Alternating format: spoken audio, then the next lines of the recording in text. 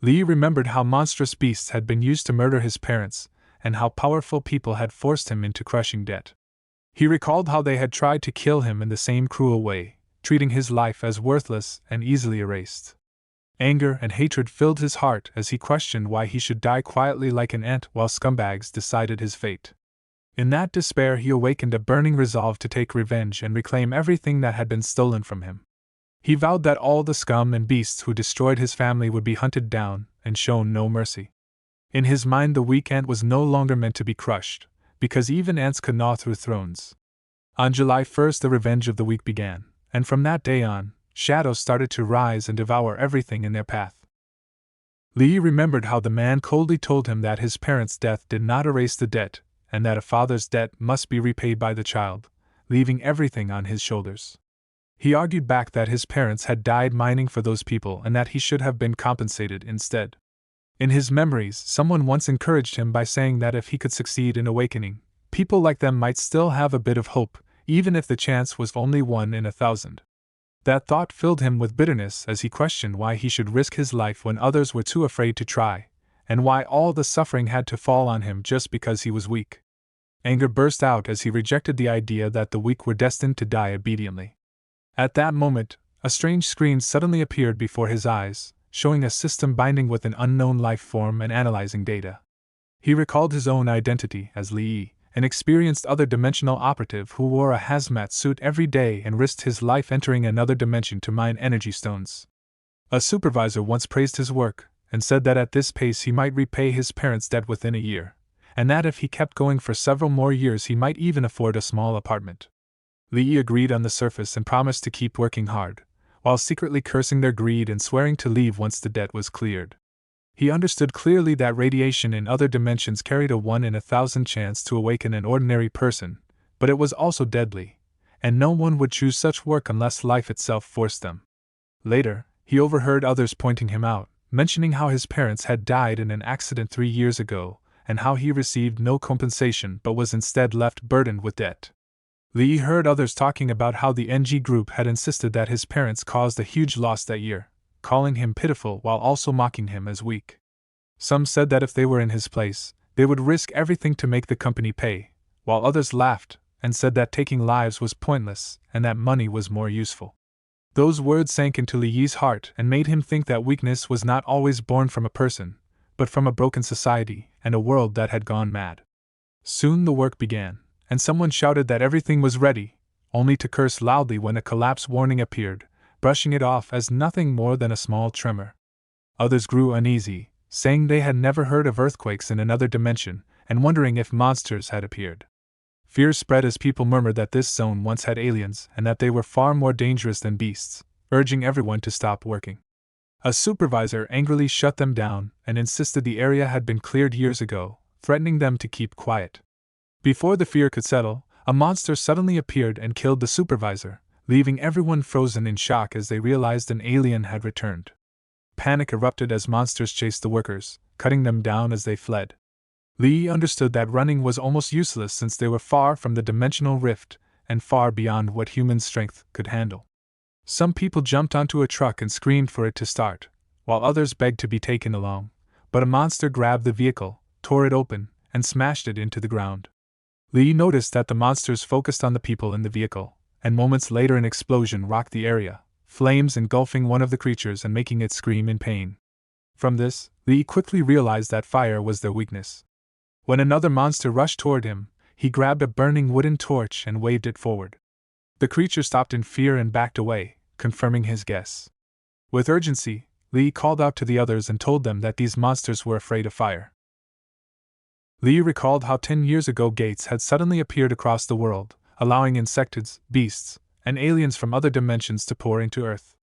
Only those awakened by radiation, known as advanced ones, had the power to fight back, close the gates, and lead humanity into a new era of dimensional exploration and energy development. Ordinary people like him were left struggling just to survive, powerless against the monsters and often unable even to escape. As fear spread, one man worried that the burning torch in his hands would not last much longer. Li quickly led everyone toward the storage room, knowing there was gasoline inside, and suggested using fire to block the entrance and hold out until rescue arrived. The group formed a tight circle and retreated carefully while pouring gasoline along the path, then ignited it to create a wall of flames that set a charging monster ablaze. Grateful survivors thanked Lee, admitting that they would have died outside without him and promising to help him if he ever needed it. Inside the storage room, Lee noticed an ancient-looking statue, and someone explained that it had been found deep in the mine and secretly stored there, likely meant to be sold on the black market. Nearby, another worker urgently contacted headquarters, reporting that Sector 7 mine was under alien attack and begging for rescue. The reply finally came through, telling them to stay alive for now and informing them that rescue forces would arrive in about 2 hours. The men panicked when they heard that rescue would take 2 hours, begging for help to arrive sooner before the call was cut off. Fear spread quickly as they realized their suit power supplies would only last another hour and a half, and some cried out that they still had families waiting for them at home.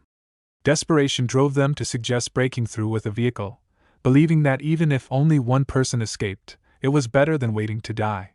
Lee silently worried about the low power left in his suit, and could only hope that rescue would come in time. Soon, one man stepped forward and coldly told everyone that their power would not last until rescue, and that someone had to be sacrificed. He pointed at Lee, saying that Lee had no family, was buried in debt, and that living was nothing but suffering for him anyway. Before Lee could properly resist, the man struck him and mocked his weakness, even suggesting that exposing him to radiation might trigger an awakening. Others echoed this cruel idea, claiming that if Lee awakened, he might even become a hero who saved them all. Lee, filled with rage, cursed them as fools and swore that if he ever awakened, the first thing he would do was kill them. His words were met with laughter, as they mocked the tiny chance of awakening and took his suit battery, leaving him coughing and barely standing. They then began arguing over who should be forced to try awakening next. Chaos broke out when a young man tried to protect his own battery and rushed toward a vehicle, shouting that if they were going to die, they would die together. Others screamed for him to stop, realizing too late that he had knocked over the fire barrier at the entrance. With the flames disrupted, the alien rushed inside, plunging the shelter into terror. As everything fell apart, Lee bitterly laughed at his fate, feeling as if even the silent ancient statue nearby was mocking him. As chaos spread, a monster suddenly lunged at Lee and attacked him, filling his mind with pain and despair as he questioned why he had to endure all of this simply because he was weak. As the creature pierced his body, memories flooded back, mixing with the agony. He remembered being chased away by relatives who mocked him, telling him to get lost and saying his parents were dead and no one owed him anything. He recalled landlords throwing him out for lacking rent and debt collectors shouting that his parents' death did not erase what was owed, treating him as a burden that needed to be cast aside. His thoughts drifted to the moment he tried to investigate how his parents had really died, only to be crushed by powerful men who mocked his efforts. They seized the whistleblower letters he had sent out and twisted the truth, claiming his parents had violated procedures and caused the accident themselves. Not only did they refuse compensation, they forced millions in losses onto his shoulders, leaving him drowning in debt. He remembered being kicked to the ground while being told that accepting a small payout would have been easier, and that insisting on the truth had ruined him. In the end, his debt was taken over and turned into a cruel trap with heavy interest and strict deadlines, enforced through violence and fear. The only path shown to him was to become a dimensional miner, a job that risked death every day, yet was presented as the only way he might ever repay what he owed. As the monster's attack continued, all those memories blended together, forming the source of Li Yi's hatred, despair, and unyielding will to resist. In the present moment, Li Yi accepted that death awaited him either way, yet he refused to die quietly and swore he would not make it easy for anyone. Even as a weak man, he rejected the idea that weakness meant accepting death. In a burst of defiance, he bit the monster, forcing it to release him, and felt disgusted by its foul smell. A strange shadow mocked him, saying his struggle was nothing more than useless resistance before death. Li retorted that at least he had fought back once, unlike the broken statue that had been smashed so easily. The shadow then claimed that it was the only one who could save him and demanded control over his body. Li refused fiercely, declaring that he would rather die than be controlled by such a thing. The shadow mocked his pride and denied him the right to refuse. At that instant, another monster attacked, but Li awakened a shadow power that crushed the creature with overwhelming force. He coldly mocked the monster for stepping on his statue and made it clear that he held grudges. With swift violence, he silenced the creature and killed it, once again noting the disgusting smell it left behind. Turning his attention to the remaining men, his killing intent became clear. The others panicked and shouted his name, threatening to report him if he dared touch them. As dark power surged through Li Yi's body, the shadow sneered at the pathetic humans and calmly asked Li Yi what he would do if his body were returned to him. The remaining men begged Li Yi to let them go, claiming they had only been trying to survive and even arguing that without their cruelty, he would never have awakened. They insisted that although they had treated him harshly, the result was that he had gained power too. Li Yi coldly replied that by their logic he should be thanking them, then calmly said he would indeed help them. Instead, he killed one of them without hesitation and took their suit batteries, then turned his gaze toward the others. One man cried that he had done nothing, but Li Yi showed no sympathy and told them that the remaining batteries now belonged to them. The shadow mocked Li Yi for his useless pity and warned that it would only bring trouble. Li Yi angrily shut it down, refusing to be ordered around. The shadow sneered and said it wanted to see if Li Yi would still be so tough when facing death again. At that moment, many aliens appeared outside the cave, far more than expected. The shadow demanded control of Li Yi's body, saying that without its power he was nothing and could never handle so many enemies. Li Yi refused once more and dodged the incoming attacks on his own, surprised by how light his body felt and how much his speed and reactions had improved. An alien mocked him for being weak even after binding with the shadow, but Li Yi silenced it with a punch. As he fought, he realized his strength had grown far beyond before, though bare hands were not enough to deal real damage. In response to his will, a dark dagger formed from shadow in his hand, fitting him perfectly. With it, he slashed down the alien and discovered that he could truly kill them. With growing confidence, Li Yi cut through the remaining aliens one by one, fully realizing that he now had the power to fight back. When the last enemy fell, he collapsed to the ground, breathing heavily as exhaustion washed over him. At that moment, a screen appeared before his eyes, announcing that his advancement was successful and confirming Li Yi of the human race had reached rank E. Li Yi lay unconscious in a medical room while a nurse checked him carefully and found no wounds or illness, yet could not understand why he had not woken up. The doctor explained that advanced ones often fell into deep exhaustion after awakening and that their bodies needed time to adapt to the new level, so they decided to wait and observe.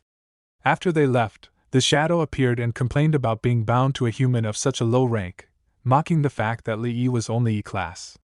Even so, it admitted that it was strange and interesting that an E-class could trigger the shadow system and even shape-shift on the first attempt, though it believed such a body could not handle even a tiny part of its true power. Li Yi soon regained awareness and questioned the shadow about its identity, and why it kept clinging to him.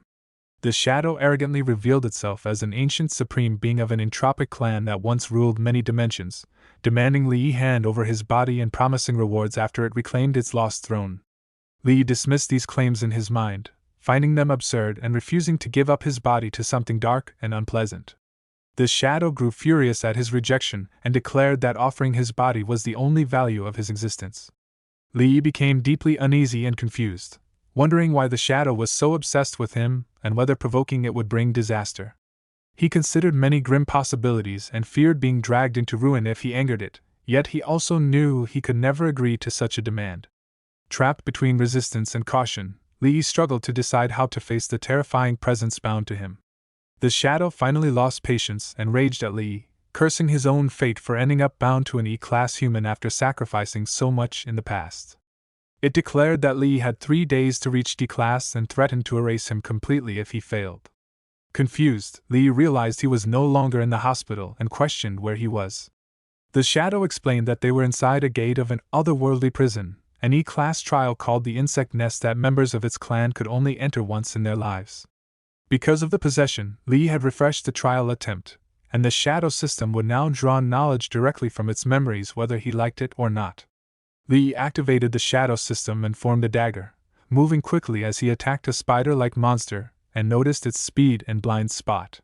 He blocked its counterattack and rushed forward again, but none of his strikes caused real harm. The shadow mocked him for relying only on brute force, while Li stubbornly refused its guidance and continued fighting his own way. As the battle dragged on, Li grew frustrated when repeated slashes failed to find a weak point, until the monster struck back and smashed him into the wall. While the shadow insulted him for being weak, Li noticed green fluid spilling from the creature and realized it was the monster's blood. In that moment, clarity struck him as he finally understood that he had found its weakness. When the spider monster attacked, Lee challenged it, determined to prove who the real weakling was. As he slashed with his dagger, he aimed to break one of its legs, knowing that with the front leg gone, it would be much easier to strike its weak point. He realized, however, that he needed a stronger weapon, so he formed a large spear from dark mana and pierced it straight into the spider monster's body, targeting its vulnerable abdomen. With a final strike, he killed the creature and shouted in triumph that he had won. The shadow mocked him for being out of breath after killing only a single E-rank armored guardian, but Lee felt a sudden surge of power rushing through him. A screen appeared showing that his breakthrough progress had increased slightly, and the shadow explained that it was an energy stone, capable of sometimes boosting ability levels. Lee understood it as an experience pack and sensed that something else was approaching, though he could not see what it was. The shadow suggested that Lee try using his shadow eye, explaining that by gathering shadow energy into his eyes, he could activate the skill. Lee activated Shadow Eye at level 1 and managed to dodge a series of fast attacks, surprised at how quickly the enemies were moving. He struggled to see them clearly, and the shadow told him it was not the skill that was broken but that he was simply too weak. Determined, Lee focused harder, gathering more energy into his eyes. The shadow noted silently that this little E-rank human was already manipulating shadow energy skillfully, making the situation more interesting. Using the knowledge from the shadow system, Lee identified the enemies as blink sword bugs, nicknamed head harvesters, and stinger shooters, which specialized in long-range poison attacks. The shadow praised him for getting used to the knowledge base, while Lee realized that there were far too many enemies to fight head-on and needed to find a good position to avoid being surrounded. Concentrating his mana, he forced the enemies back and prepared for his next move. The shadow was surprised that Lee had awakened the second phase of Shadow Eye already at his E-rank. A screen appeared showing that Shadow Eye had reached level 2, granting him the ability to sense every enemy heartbeat as if it were a death knell. While fighting, Lee noticed that the movements of the insectoids had slowed by about half, and he realized that the purple color on their bodies might indicate their weakness. The shadow explained that this was the benefit of reaching stage 2 with the Shadow Eye, allowing him to identify weak points and break through defenses. Lee confirmed that all the insectoids had weak spots underneath, and used his magic technique Shadow Thorn Grand Burial to impale them into the ground and strike upward, causing area damage. He calculated that each attack would only give a small breakthrough progress, but now that he had identified their weak points, he aimed to defeat them all quickly in one strike. He was surprised at how much the level 2 Shadow Eye had boosted his attack accuracy. As he dodged a sudden attack, he saw a warp saberworm moving fast, and the shadow remarked on his quick reactions but poor planning. Lee had transformed his shadow dagger into a whip to strike the worm and successfully killed it while mocking it for trying to jump. More spiders attacked, but Lee skillfully grabbed them with mana strands, pulling them down and controlling the battlefield. With confidence, he commanded all the monsters to come down, preparing to finish them off efficiently. As the battle continued, the shadow admitted that Lee was finally starting to look worthy, even if his movements were still rough. It explained that the gift of the Eye of Shadow greatly enhanced his senses, reactions, strength, and control over shadow energy, but also demanded an enormous amount of mental power in return. Because of this price, Lee had already reached the limit of what his E-rank body could endure. Lee felt his vision growing blurry, yet his heart burned hotter than ever. He had finally gained power meant for revenge, and he refused to fall here. Hatred toward the NG group surged as he remembered how they covered up the truth of his parents' deaths and shamelessly forced him into deadly mining to repay false debts. Even while exhaustion closed in, he slashed at the enemies and swore that just because he had once been ordinary did not mean he would surrender now. With power to change everything at last, he vowed to take revenge, drag those arrogant people down, and make them kneel before his parents' graves in repentance. He sat atop a monster's corpse as shadow energy flared wildly around him. The shadow observed that human hatred was highly compatible with the shadow system and even nourished shadow energy, but warned that the promised time was approaching. It questioned whether Lee truly planned to release all his shadow energy at once, risking total destruction. Lee answered with unwavering resolve that he needed only a little more to break through, and that if becoming stronger required gambling everything he had, he was willing to take that risk. Lee attacked the spiders and pushed them away with heavy mana pressure, barely escaping the danger. Shadow mocked him and casually named him Little D while explaining that the insect nest used to be a beginner trial field for its own race. The strange weapon left behind shocked Li Yi because it looked like a greatsword but was called a dagger, and Shadow calmly stated that by human standards it should be level A. Li Yi did not argue about its size and instead thought in a practical way, realizing that power was not only about strength but also value, and decided the weapon should be sold. He went to the registration hall first but was stunned when his level was judged as E. A woman explained that although his body stats were good, there was no detectable energy, and records still listed him as a minor, with only a small pay increase for advancement. Shadow explained that human methods could not sense shadow energy at all. Li Yi accepted this calmly and realized that being hidden might actually protect him, even if it made selling equipment harder. The scene later shifted to the black market where shady deals happened openly. Shadow found the place fitting for the shadow system, while others mocked Li Yi for arriving in minor clothes stained with ore dust. Li Yi stayed silent as Shadow looked around at the flashy weapons and gems and mocked humans for decorating metal and calling it divine, feeling a rare moment of pity toward them. A boy rudely chased Li Yi away and mocked him for being a minor, warning that he could not afford anything if he dirted the place. Li Yi calmly questioned whether this was how customers were treated and said he did not even like their items, asking them to bring an appraiser to check the value of his great sword. At that moment Su Qing appeared beside a level D advanced named Zhou Ho, and the boy quickly tried to flatter them. Zhou Ho proudly talked about a sword he had obtained from the Gate of Otherworlds and planned to sell it to buy his girlfriend a car, while the boy excitedly praised the weapon for boosting attack power and being popular among level D fighters. Li Yi called out Su Qing's name, and she briefly remembered how she once mocked him after his parents died, accusing him of wasting his compensation money and becoming a useless loser. In the present, Zhou Ho asked if she knew Li Yi, and she immediately denied it, pretending he was just a fan and claiming that being recognized was normal for someone like her. Zhou Ho then looked down on Li Yi, insulting him as trash and telling him to take his junk elsewhere, before swinging his sword to chase him away. His confidence shattered the moment his sword broke into pieces, leaving him frozen in shock, while Li Yi coldly stated that the real trash was the sword itself. Su Qing panicked and questioned how such a valuable weapon could break so easily, remembering how Zhou Ho had bragged about its strength. Enraged and humiliated, Zhou Ho lost control and attacked Li Yi again, shouting in fury as the situation instantly turned violent.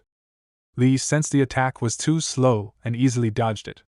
Zhou Ho praised his skill but kept attacking without pause, growing more aggressive each time. Li Yi calmly avoided every strike and thought that these moves were far slower than the deadly trials he had faced in the insected nest. Zhou Ho became confused and angry, unable to understand why a minor who was not even E rank could evade a D rank fighter, and he shouted insults, telling Li Yi to crawl back into the mine. Li Yi mocked him in return and trapped Zhou Ho with strands of dark mana, slamming him hard into the ground and humiliating him further. Enraged, Zhou Ho rushed forward again, shouting threats and completely losing his pride. At that moment Supervisor Wang, a D rank, arrived and stopped the fight, questioning whether things had gone too far inside his shop. Su Qing immediately blamed Li Yi, accusing him of breaking Zhou Ho's treasured sword and causing the conflict.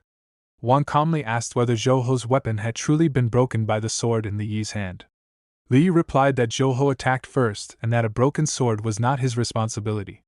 Wang then confirmed the situation with Zhou Ho and noted that the weapon Li Yi carried did not seem ordinary. Zhou Ho agreed to follow the usual rule of trading money for the item, and Wang decided to act as mediator. He politely asked Li Yi to hand over the sword for appraisal, and Li Yi calmly passed it to him. Wang felt the sword was extremely heavy and was shocked that Li Yi could lift it so easily, making him suspect that Li Yi might be advanced, so he tried to test him by asking where a minor could get such a weapon. Li Yi calmly pushed back and questioned since when the black market cared about item origins. Wang brushed it off as simple curiosity, and Li Yi claimed he had picked up the sword while mining, which made Wang believe he was just a low-level miner. Wang then judged the sword as tough but without special attributes, saying it was only worth a few hundred, while Zhou Ho's broken weapon would have been worth over 2 million. He proposed a deal where he would buy Li Yi's sword and cover most of the loss, asking Li Yi to compensate Zhou Ho with 2 million instead, presenting it as an act of kindness. Zhou Ho agreed immediately, acting generous under Wang's mediation. Su Qing panicked and complained that Li Yi could never afford such a sum, worrying about the car Zhou Ho had promised her. Zhou Ho casually suggested selling Li Yi's organs to make up the money, and Su Qing quickly accepted the idea as if it were already decided. Li Yi coldly noted that they had everything planned out, and when Wang questioned him, dark mana flared around Li as he warned that he was not the only one with a problem. A man rushed toward Li shouting for him to be crippled, while Wang calmly told Zhou Ho that pointless fighting was a waste of time and suggested going to the tea room to wait. Before they could move, a man was suddenly smashed into the wall, making Wang shout in alarm for him to be careful not to break the merchandise. Li moved like a blur and struck the other men as well, sending them flying one after another. Zhou Ho sneered that mining must have built Li Yi's strength, and Li Yi calmly told him it was his turn. Su Qing watched in shock and questioned when a miner had become so skilled at fighting. Zhou Ho admitted that Li Yi's moves were decent against nobodies, but he still charged forward, shouting that in front of AD rank advanced 1, Li Yi was nothing.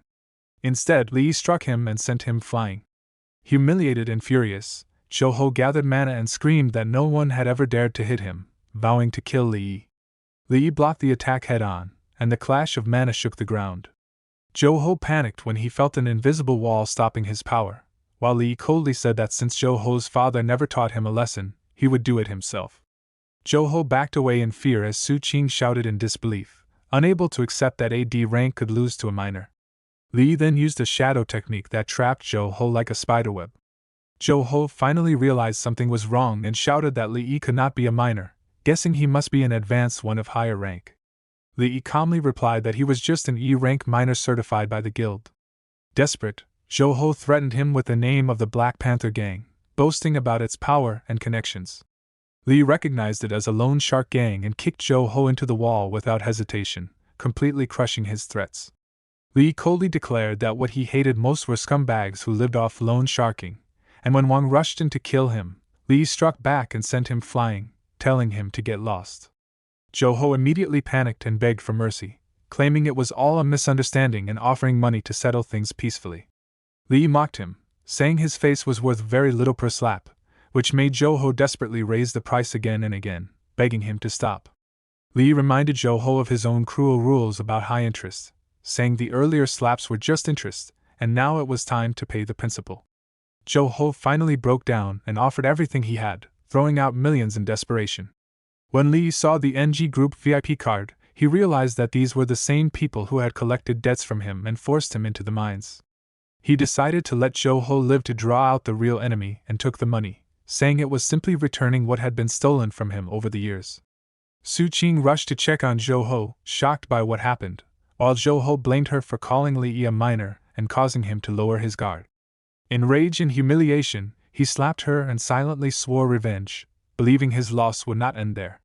The scene then shifted to a dark place where Brother Panther listened coldly as Zhou Ho cried over the phone, claiming someone had stolen a treasured sword and threatened the Black Panther gang. Panther ordered the man's information to be sent to him. Elsewhere, a subordinate reported that they had obtained an item and asked what to do with the people involved. Panther replied indifferently, pretending there were no people at all, and the men were crushed without mercy. Panther then calmly stated that the person Zhou Ho mentioned now belonged to them, and whether he lived or died no longer mattered.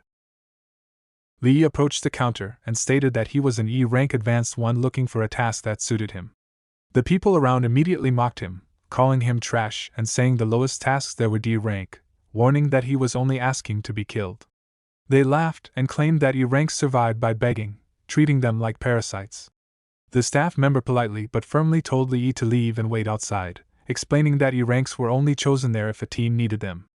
Li Yi stayed calm and thought about how the money he had just gained was quickly taken away by loan sharks, making it even more urgent for him to secure a task. Suddenly the atmosphere changed as a crushing pressure filled the area, causing the mages to murmur in shock and recognize it as a B-rank aura. Many of them could not even move and wondered why a B-rank would appear in such a place. Li Yi observed the girl releasing the pressure and found her appearance gentle and refined, yet her aura was both bold and restrained, leaving him unsure whether she was hiding something. When a D-rank task at the Beast Abyss was announced that required a D-rank advanced one to work as a minor, the crowd continued whispering in disbelief. They noticed that Li Yi, an E-rank, was completely unaffected by the B-rank pressure, while their own legs were trembling. Li Yi realized he was the only one standing normally. From the girl's perspective, she also found it strange that a mere minor could remain untouched by her B-rank pressure, and her interest in Li Yi quietly grew. The staff quickly recognized the girl as Miss Jean from Longmen 3rd Street, and eagerly offered to introduce his many D-rank advanced ones to her. she refused and directly chose Li instead. When the boy tried to object and said Li had not queued to register, she coldly declared that she was the rule and repeated her choice. The boy immediately obeyed and secretly wondered why this was the first time Miss Qin personally selected a minor. Later in the Beast Abyss, Li quietly observed the team and noted that the frontliners, damage dealers, and support were well balanced and moved in perfect coordination. With AB rank Advance 1 leading them, the Minotaurs ahead should not have been a threat. However, Li sensed something wrong and realized the beast wave below far exceeded D rank standards. Shadow explained that Li Yi's shadow eye had reached Tier 2, giving him perception far beyond ordinary people. Li then wondered why Miss Qin, who should sense it as well, showed no reaction, suspecting she had already noticed but was hiding it for her own reasons. A warrior soon reported the location of the Starlight Crystal Vein, and Miss Qin ordered Li Yi to follow her. Li Yi agreed but felt uneasy, sensing the danger growing stronger with every step. He questioned whether she truly did not care if a minor or even her teammates died, or if she believed her B-rank power alone was enough to protect everyone. As they landed, the ominous feeling peaked, and they came face to face with a D-rank Minotaur Beastman. Li sensed that a B-rank Advanced One was about to act, but instead Miss Qin drew her sword and ordered him to go first while she covered him. Li protested and reminded her that he was just a minor, questioning why a B-rank would not fight and instead push an E-rank minor forward. Miss Qin coldly reasoned that she was paid minor wages and had no reason to risk her life, then offered him $1 million to deal with the beasts. Tempted by the money, Li stepped forward and prepared to fight, even as the charging beasts made him worry about losing his reward. Miss Qin quickly raised a shield around herself, surprising Li Yi and making him realize he had misjudged her. He cut down the beasts one by one and mocked her, saying she seemed to attract hatred, while she casually declared that the beasts now belonged to him. Li Yi continued slashing through them and called her hopeless as she ran aside, believing she was finally safe. That confidence vanished when a beast suddenly appeared behind her, and she shouted in fear, confused about why the beasts were not afraid of her. Li noticed something strange, sensing that she clearly had the ability to fight back yet acted terrified. Miss Qin threw the beast away with another shield, but this time her bracelet shattered, revealing the truth. Li realized she relied on a protective charm rather than her own strength and asked if she was a non-combat type advanced. Panicking, Miss Qin begged him to keep it a secret after they left. Li calmly replied that secrets cost extra, while she asked in confusion why the Minotaurs were only attacking him.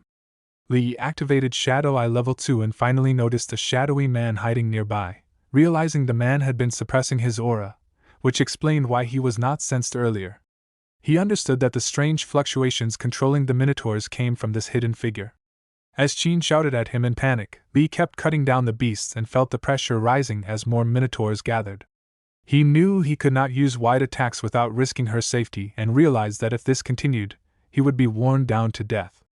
Li quickly judged the situation and decided to turn the enemy's goal into an advantage.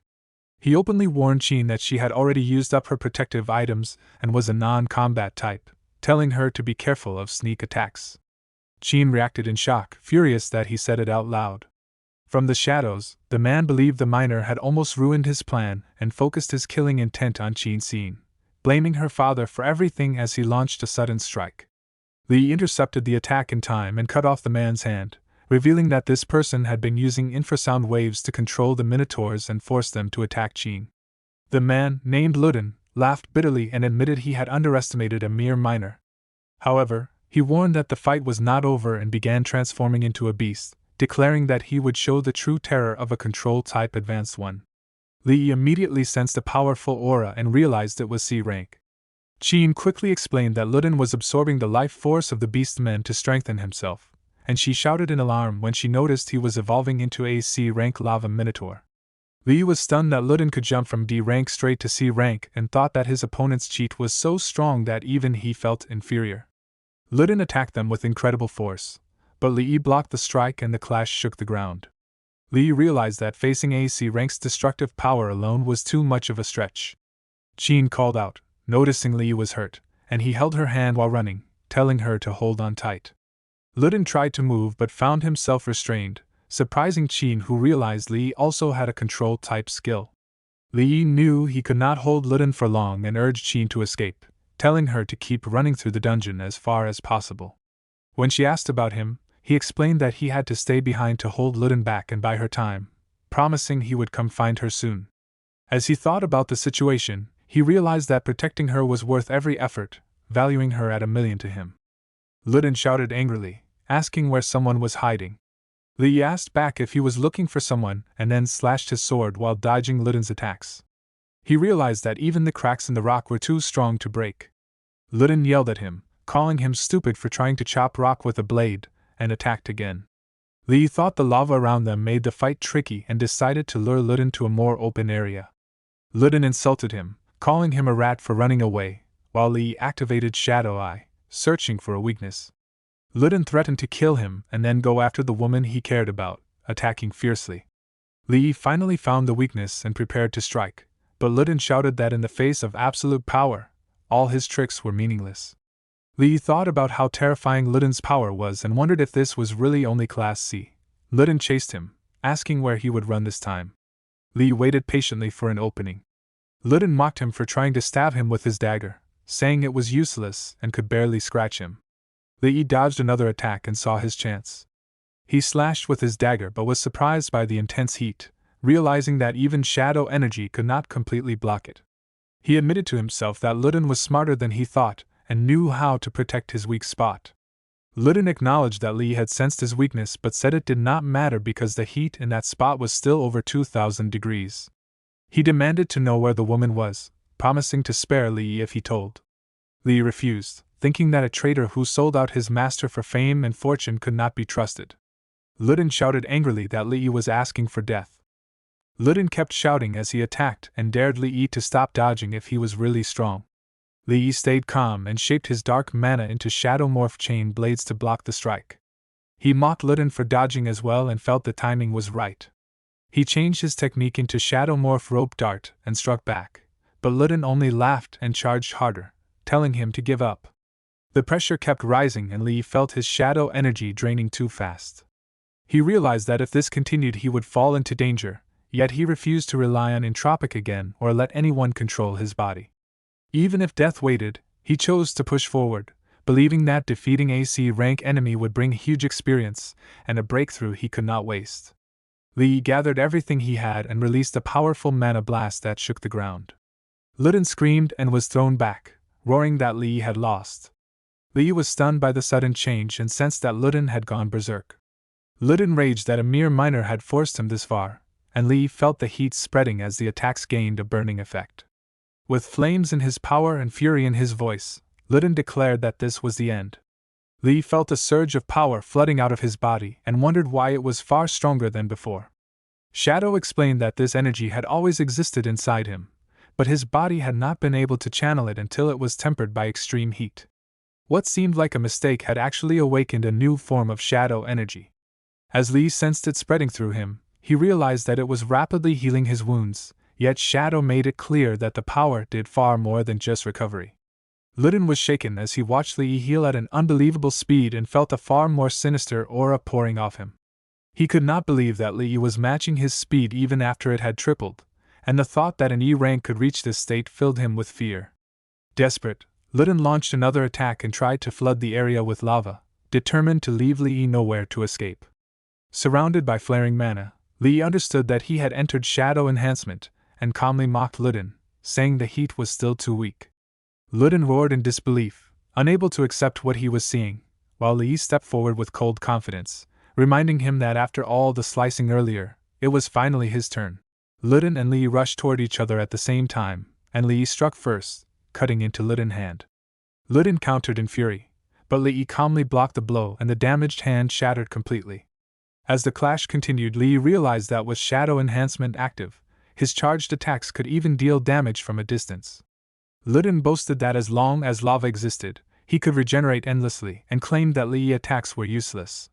Lee observed that Luden energy was already weakening and doubted that his regeneration was truly infinite. When Luden challenged him to try again, they collided once more, and Lee unleashed a storm of slashes that left Luden confused and shaken. Lee told him that his energy had reached its limit and urged him to surrender. Faced with defeat, Luden suddenly tried to talk things out and claimed there was no real hatred between them. Lee admitted that was true, but reminded him that Miss Jean had paid him 1,000,000 to protect her, Luden tried to bargain, offering 5 million in exchange for handing Qin over once they returned to Rong City. Li saw through the offer and pointed out that Luden would likely betray him later or return with reinforcements to kill him. Luden denied it fiercely, but Li used that denial to make his decision clearer. Li explained that someone like Luden deserved to be handed over to Qin Shaoshang, Miss Qin's father, who would take great interest in a traitor who tried to harm his daughter. Saving Qin Shaoshang's daughter and capturing an internal traitor would earn a massive favor from the head of Longmen 3rd Street, which was worth far more than 5 million. Terror filled Luden as he realized that falling into Qin Shaoshang's hands could be worse than death, and that the organization would not spare his family either. Driven into a corner, he shouted that Li should not blame him for what came next. At that moment, Shadow warned Li in shock that Luden possessed a shard of the gate to the other world, and if it was destroyed, the Beast Abyss would lose its only connection to the outside world, trapping everyone inside forever. Luden laughed wildly and blamed Li for forcing him into a desperate move as he prepared to attack. Before he could act, Li struck first and slashed his weapon with perfect timing. Luden screamed in agony as his mana core shattered into pieces, ending his power completely. Li finally understood why he had not been able to sense an energy core earlier, and realized it had been hidden there all along. Shadow warned him that without the Minotaur's energy support, the Beast Abyss had begun to collapse. The scene shifted to the exit of the Beast Abyss, where others spoke in shock about the sudden earthquake inside. Qin looked at Li with new eyes and admitted that his strength was far beyond E rank. She invited him to join Longmen 3rd Street and promised that her father would treat someone of his talent well. Li refused politely, saying he did not want to join any faction for now, and asked her to keep his powers a secret. Qin agreed and handed him the 1 million reward, praising it as well earned. Li thanked her and asked if Longmen 3rd Street accepted items like the sword he had obtained. Qin examined it and noted that while it had no clear energy signature, the material itself was very special. She decided to take it back for appraisal and promised that he would receive its full value. Li agreed and felt satisfied, thinking that she seemed knowledgeable about weapons and might become a good channel to sell his gear. Even if she turned out to be unreliable, he felt that having 1 million in hand was still a fair outcome. Later, while sitting alone in his room, Li wondered about the shard of the gate to the other world and questioned how important it truly was. Shadow explained that if enough shards were gathered, he could help Li reach S rank, or even higher. As Li absorbed the idea, Shadow quietly thought about the return of the gate to the other world and the terrifying beings that might still exist. He believed Li was the key to the future but decided it was too early to reveal the full truth, choosing instead to let him grow stronger before facing battles beyond human understanding. Li quietly observed the guarded area and counted the forces, noticing 1 B rank and 3 C rank fighters stationed there. The NG group had sealed the E rank rift zone because of a supposed mining accident, but the number of powerful guards made him uneasy. He realized that with his current strength, he could not uncover the truth yet. Shadow questioned why so much effort was spent on an E rank rift, but Li knew that place held the truth behind his parents' deaths. Memories came back from the day everything changed. A man had handed him money, saying it was compensation from the NG group, and urged him to sign a paper admitting his parents had died in an accident. When Li demanded the truth, he was roughly told that his parents and other miners had all died inside the rift. He refused to accept it, insisting it was impossible since his parents were C-rank evolved and should not have died so easily. He begged to be allowed inside to search for them, but he was shouted down and told that anything could happen in a rift zone, no matter how strong someone was. He argued that it was only an E-rank rift and that the strongest monsters should not have been able to kill his parents, especially when retreat was possible. His questions were twisted into accusations of greed, and he was threatened instead of answered. At that moment, Ning Donghua, the chairman of the NG group and an A-rank evolved, stepped in and scolded his men for their behavior. He told Li to take the money for now, saying it could help him survive the hard times ahead. Li refused again and insisted that he only wanted the truth. Ning Donghua promised that the matter would be thoroughly investigated and that Li would be given an answer. Back then, Li believed the promise and thought the truth would soon be revealed.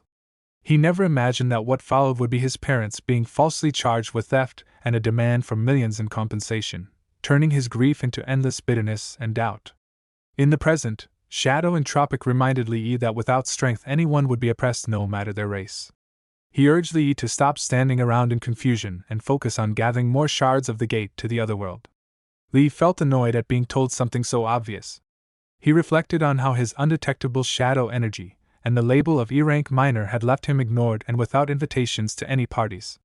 He also grew more confused about Entropic, who spoke of taking over his body one moment and helping him grow stronger the next. Li wondered whether Entropic was good or evil, why he had shrunk, whether his power was fading, and even suspected that the promise of reaching S-rank might have been nothing but a mad rant. Entropic suddenly insisted that if he had not seen talent in Li, he would not have bothered with him. Li protested that he had not spoken anything out loud and felt even more certain that Entropic was unstable. Soon after, the scene shifted to the chemical sector at the entrance of a D-rank rift zone.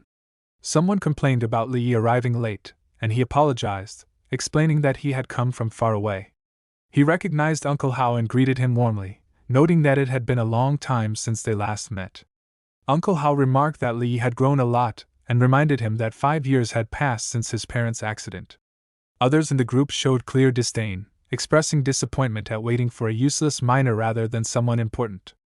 They said the mission involved mining and they did not want to trouble evolved fighters with such work. Impatient voices demanded the mission details, and it was announced that the rift was a D-rank zone where they needed to locate cold crystal ore and extract 60 kilograms of it. Li was surprised by the heavy lineup, noting that 4 C-rank evolved fighters had been brought for a D-rank rift, which felt like overkill. He sensed hostility from them and was certain they were not good people. At the same time, he faintly detected the presence of another C-rank entity within the rift. Meanwhile, Blood Panther, the second in command of the Black Panther gang, checked his phone and casually declared that all his toys were ready, signaling the start of the hunt. Hao noticed that Li was not wearing a protective suit and asked if he did not need one. Li calmly replied that it was unnecessary since he had already advanced and could handle the environment. His words drew mocking comments from Gu, who called an advanced miner a rare sight, while Gu scolded him but still sneered that Li was only a king of the trash heap. Hao quickly warned Li not to provoke them, and Li reassured him that he was not reckless. As they moved deeper, Li carefully observed the surroundings and sensed that the vegetation had been deliberately arranged for concealment. A heavy feeling of danger pressed on him, as if something deadly was lurking nearby. He could no longer ignore it and felt that a C-rank presence had noticed something as well, possibly hiding and observing from the shadows. Hao decided to speed up, and Li immediately realized it was the perfect chance to use the terrain to shake the others off and investigate in secret. He told Hao to hold tight and suddenly broke into a run. Gu shouted in shock, unable to believe how fast a miner could move, and demanded that Li stop. Gu dismissed it coldly, saying that 2 pieces of trash leaving the group was nothing but suicide. High above on a tree, the second commander watched with interest and sensed that the others had felt danger too. He found it amusing and thought that if everyone were as foolish as those 3, the game would be far too boring. Meanwhile, Gu-san voiced his unease and said the mission felt wrong, as if someone had been watching them since they entered. Gu brushed it off and mocked his caution, insisting that a D-rank mission posed no threat to 3 C-rank fighters. Gu admitted he felt the same strange chill in the air and suggested turning back, but Gu snapped at him as well, telling them both to stop panicking. The second commander suddenly attacked and trapped Gu with invisible strings, mocking him for wanting to leave when the game had only begun. Gu shouted in panic and begged Blood Panther to release his brother and talk it out, but the second commander coldly replied that there was nothing left to discuss after the brothers had provoked the Black Panther gang again and again. In an instant, Gu was killed, and Gu-san rushed forward in rage, swearing to fight to the death. The second commander dismissed him with contempt, bound him the same way, and ended his life just as easily. Seeing this, Gu was struck by terror and turned to flee, while the second commander laughed and urged him to run faster, enjoying the fear of his prey. Elsewhere, Li stopped with Uncle Hao and suggested they rest for a moment. Hao was confused and asked why Li had abandoned the other evolved fighters. Li instead questioned Hao about whether he had offended any powerful faction, which left Hao even more confused since he was only a minor. Li then revealed his suspicion that the mission itself was a deadly trap and that someone intended to bury everyone in this cursed land. Hao grew frightened and urged Li to explain, but before anything more could be said, Gu arrived in fury and accused Li of knowing everything and letting his brothers die. Li remained calm and told Gu that at least he had served one purpose by leading him straight to the mastermind. Gu was shocked and demanded to know what Li meant, only for Li to bluntly state that he was about to die. At that moment, Gude realized he had been caught in strings without even noticing. The second commander appeared again, amused that a mere minor could be so interesting. As the danger closed in, Lee activated his ultimate shadow eye, preparing to face what came next. Hao fell to his knees and begged Blood Panther for mercy, calling him Lord Panther and saying that they were only minors who had never crossed him. Blood Panther calmly revealed that Hao had exposed himself a few days earlier while drunk, and that single slip was how they learned he was the one who had slipped through. Hao swore in desperation that he would take the secret to his grave and never tell anyone. Blood Panther coldly stated his belief that only the dead could truly keep secrets. Lee shouted a warning, but it was already too late. Blood Panther fired a mana attack toward Hao, forcing Lee to grit his teeth and rush forward to slash at it. Blood Panther showed mild surprise, admitting that he had not expected a minor like Lee to have real skill and mocking him for defeating someone like Shou Ting. He made it clear that such an achievement meant nothing against him. Lee dodged the incoming attacks as Blood Panther mocked his eagerness to die and promised to grant his wish. Lee activated Shadow Enhancement and pushed himself to the limit, barely managing to avoid the relentless assault. Even so, he realized that he still could not fully block Blood Panther attacks, and the gap in strength was terrifying. Blood Panther noticed his distraction and struck him hard, sending Lee flying and proving just how overwhelming his power truly was. Lee warned Uncle Hao to stay back and quickly realized that fighting at close range put him at a huge disadvantage, forcing him to change his tactics. Blood Panther showed no concern and declared that both of them would die today. Lee refused to back down, and claimed that who would die first was still uncertain. He activated his ultimate Shadow Eye and formed a Shadow Dagger, launching an attack, but Blood Panther easily blocked it and mocked him for his limits.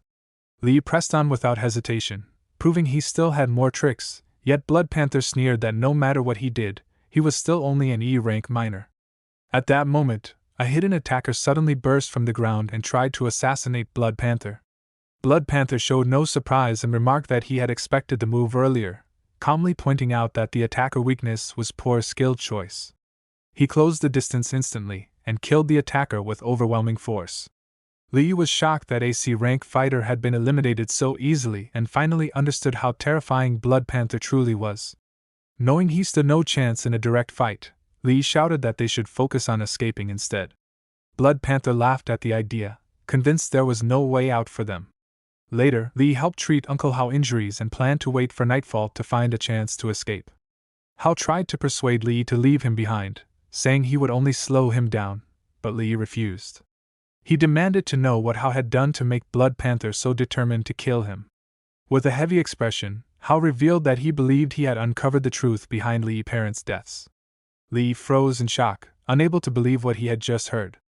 Lee demanded that Uncle Hao tell him what he knew, sensing there was a hidden truth. Hao admitted that at first he had only suspected, but Blood Panther coming after him confirmed that something was wrong with Chui Shihao. He revealed that before the mining accident, Lee's father had told him he suspected Chui Shihao of conducting dangerous experiments in the mining area. Hao never expected the accident to happen so soon after, and that Lee's parents were framed for stealing ore. Lee angrily asked why Hao had never said anything back then, and Hao explained that he had been scared. He was just a miner with a family to support, and could not afford to lose his job. Lee accused him of standing by while his parents suffered such injustice, and Hao admitted he felt very guilty. He confessed that his guilt had driven him to drink and complain to someone, which had ultimately brought this fatal disaster upon himself. Suddenly, Blood Panther appeared and captured Hao in his strings. Lee shouted in alarm, but Hao smiled and told him not to hold a grudge.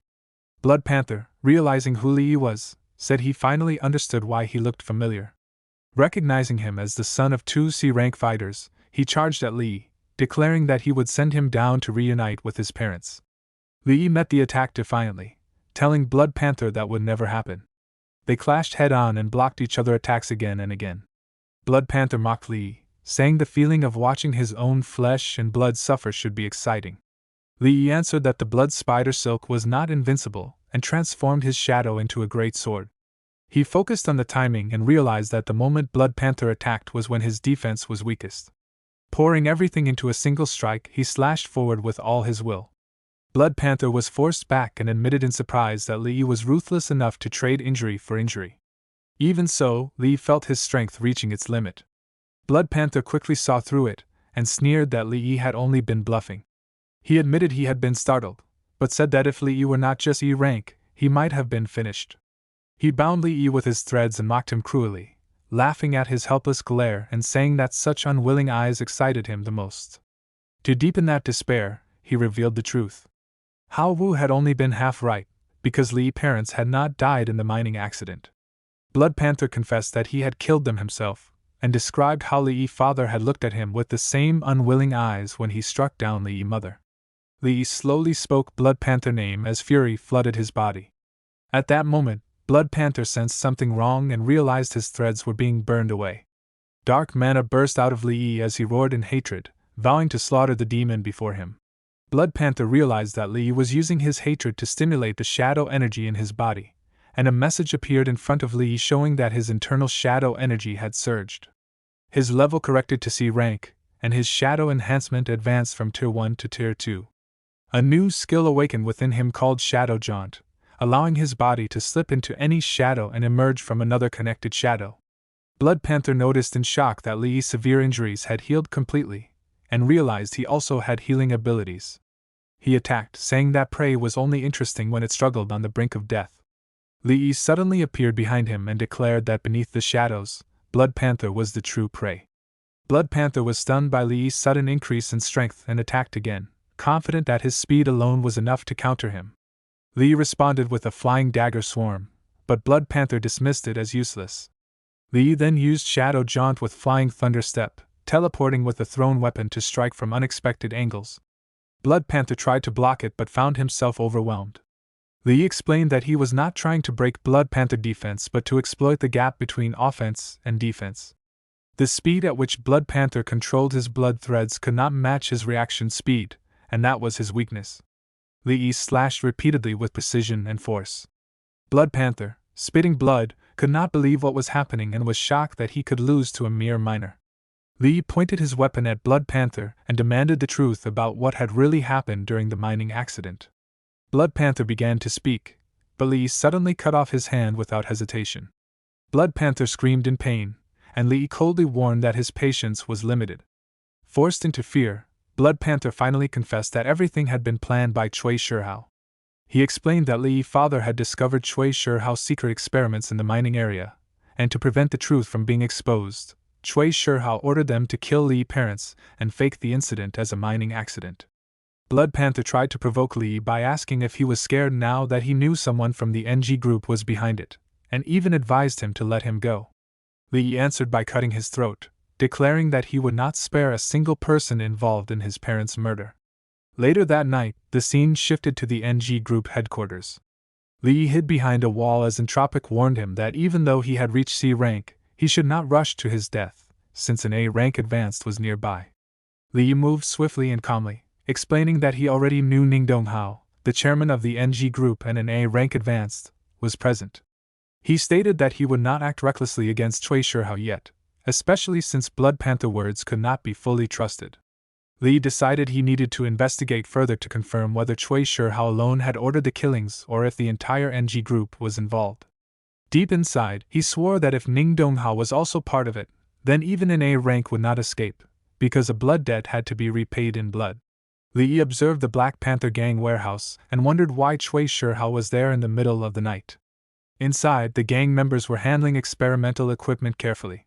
Cui Shihao asked if the old miner Hao Wu was dead, and Blood Panther replied that he was missing and that the otherworldly gate used for infiltration had disappeared, so they could not confirm Hao Wu's fate.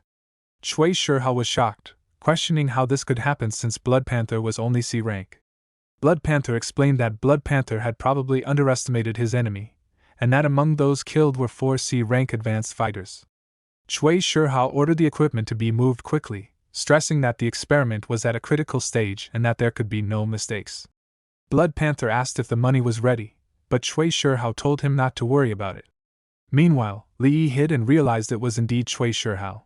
Suddenly, an attack came toward the gang, and Blood Panther shouted while dodging, sensing a wave of killing intent. Li thought he had been almost discovered and realized that even with his C rank strength, he was still not strong enough to act carelessly.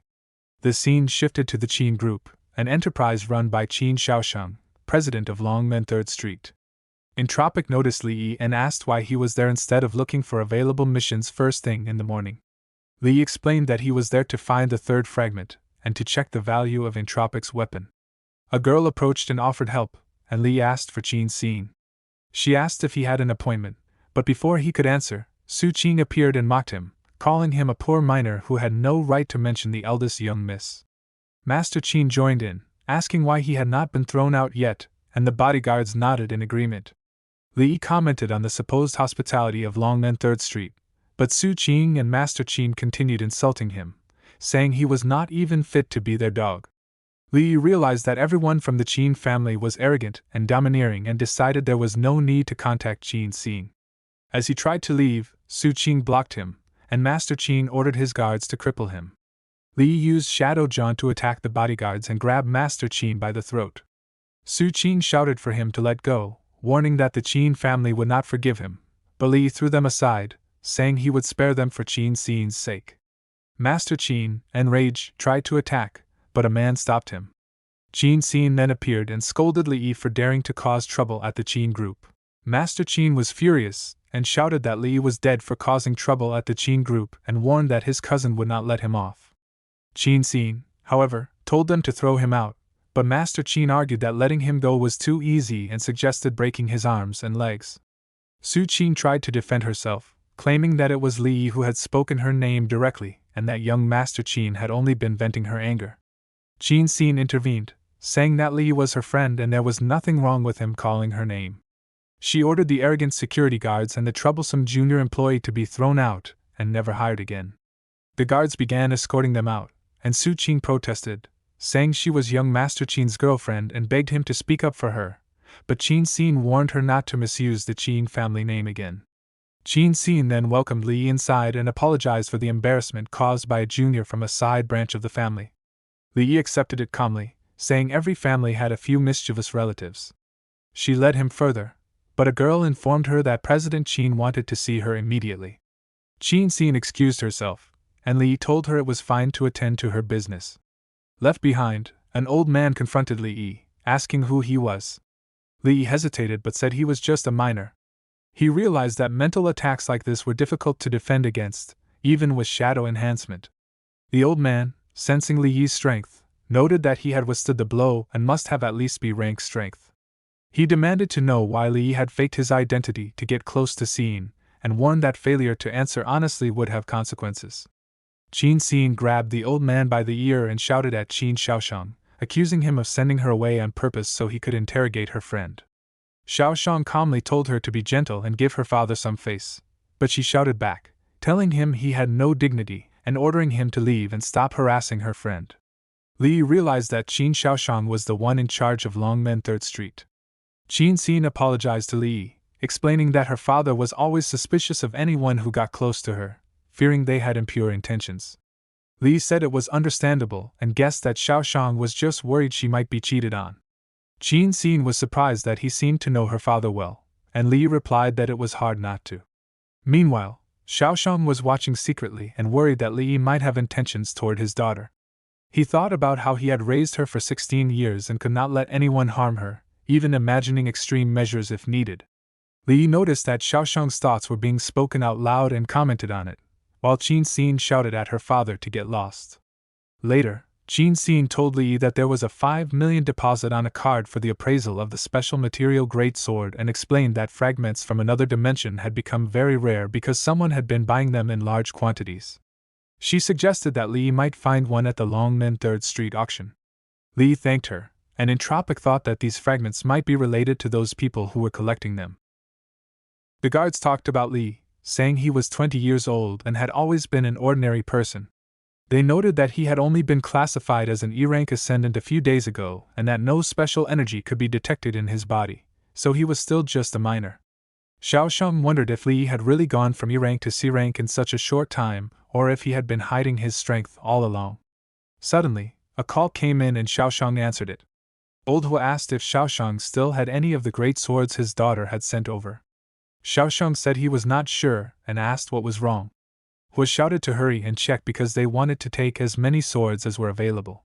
Xiaoshang asked if the swords had some special use, and Hua said he could not reveal too much but hinted that the material of the swords might raise the overall strength of their army. Xiaosheng thought about how mysterious Li was, noting that even the weapon he casually produced was extraordinary, and that he was impossible to figure out. Meanwhile, Li thought there might be fragments among the things around him. Su Qing told Zhou that there was really nothing going on between her and Qin Ting and that he kept pestering her, so she had even quit her job at the Qin Corporation to get away from him. Zhou told her that it did not matter that she quit because he would take care of her from now on, and Su Qing felt grateful and said he was so good to her. He thought about the miner and wondered if Lord Blood Leopard had not made his move yet. He demanded to know how a miner like Li had sneaked in. Li reminded him of being slapped a few days ago. Zhou told Li not to come near him. Black Panther scolded Zhou Ting, saying he was a disgrace to their gang. Zhou called out to Brother Bao. Black Panther told Li that slapping his subordinate was like insulting the whole gang and demanded an apology on his knees. Li refused and said kneeling was only a dream. Black Panther admitted he did not expect a kid like Li to be so tough. Zhou shouted at Li for offending Brother Bao. Qin told Black Panther that Dragon Gate 3rd Street welcomed him if he was there to spend money but would not hold back if he wanted a fight. Black Panther decided to give her face and said they were heading to the auction. Qin asked Li if he was alright, and he said he was fine. Black Panther wondered about Li Yi's background and how he ended up on his bad side. Zhou explained that Li Yi had stolen the precious sword meant as a tribute, and even boasted about wiping out the Black Panther gang. Black Panther was shocked and asked if it was true. Zhou and Su Qing confirmed it. Cui Shihao asked what was wrong, and Black Panther said that Li Yi had been one of Blood Leopard's targets, and questioned how he was still alive. Cui Shihao wondered if Li Yi had killed Blood Leopard. Zhou said it was impossible because Li Yi was just an E rank. Cui Shihao looked at Li Yi and thought about how the timid weakling from before had somehow gotten involved with Tai Si. Li Yi asked Qin why she had come, and she said it was her father who suddenly wanted to see him. He asked if her father was going to attack him again, and she reassured him that with her there, he would not dare. Cui Shihao expressed surprise at running into Li Yi, and Li Yi humbly said he was just a minor character forced to work in the mines to pay off his debts, and could not dare to associate with a high-level executive from NG Group like him. Cui Shihao explained that the decision on how to handle Li Yi's parents' case was made by higher-ups, and that he had wanted to help but was powerless, and his words carried no weight. Li said that Cui Shihao had certainly absolved himself of all responsibility, and reminded him that the truth would always come out, warning that those who did wicked things would face retribution. Black Panther shouted that Li needed to be taught a lesson. Cui Shihao said that since this was Qin Xiaoshang's territory, they could not act openly, but because Li knew too much, they needed to send someone to deal with him.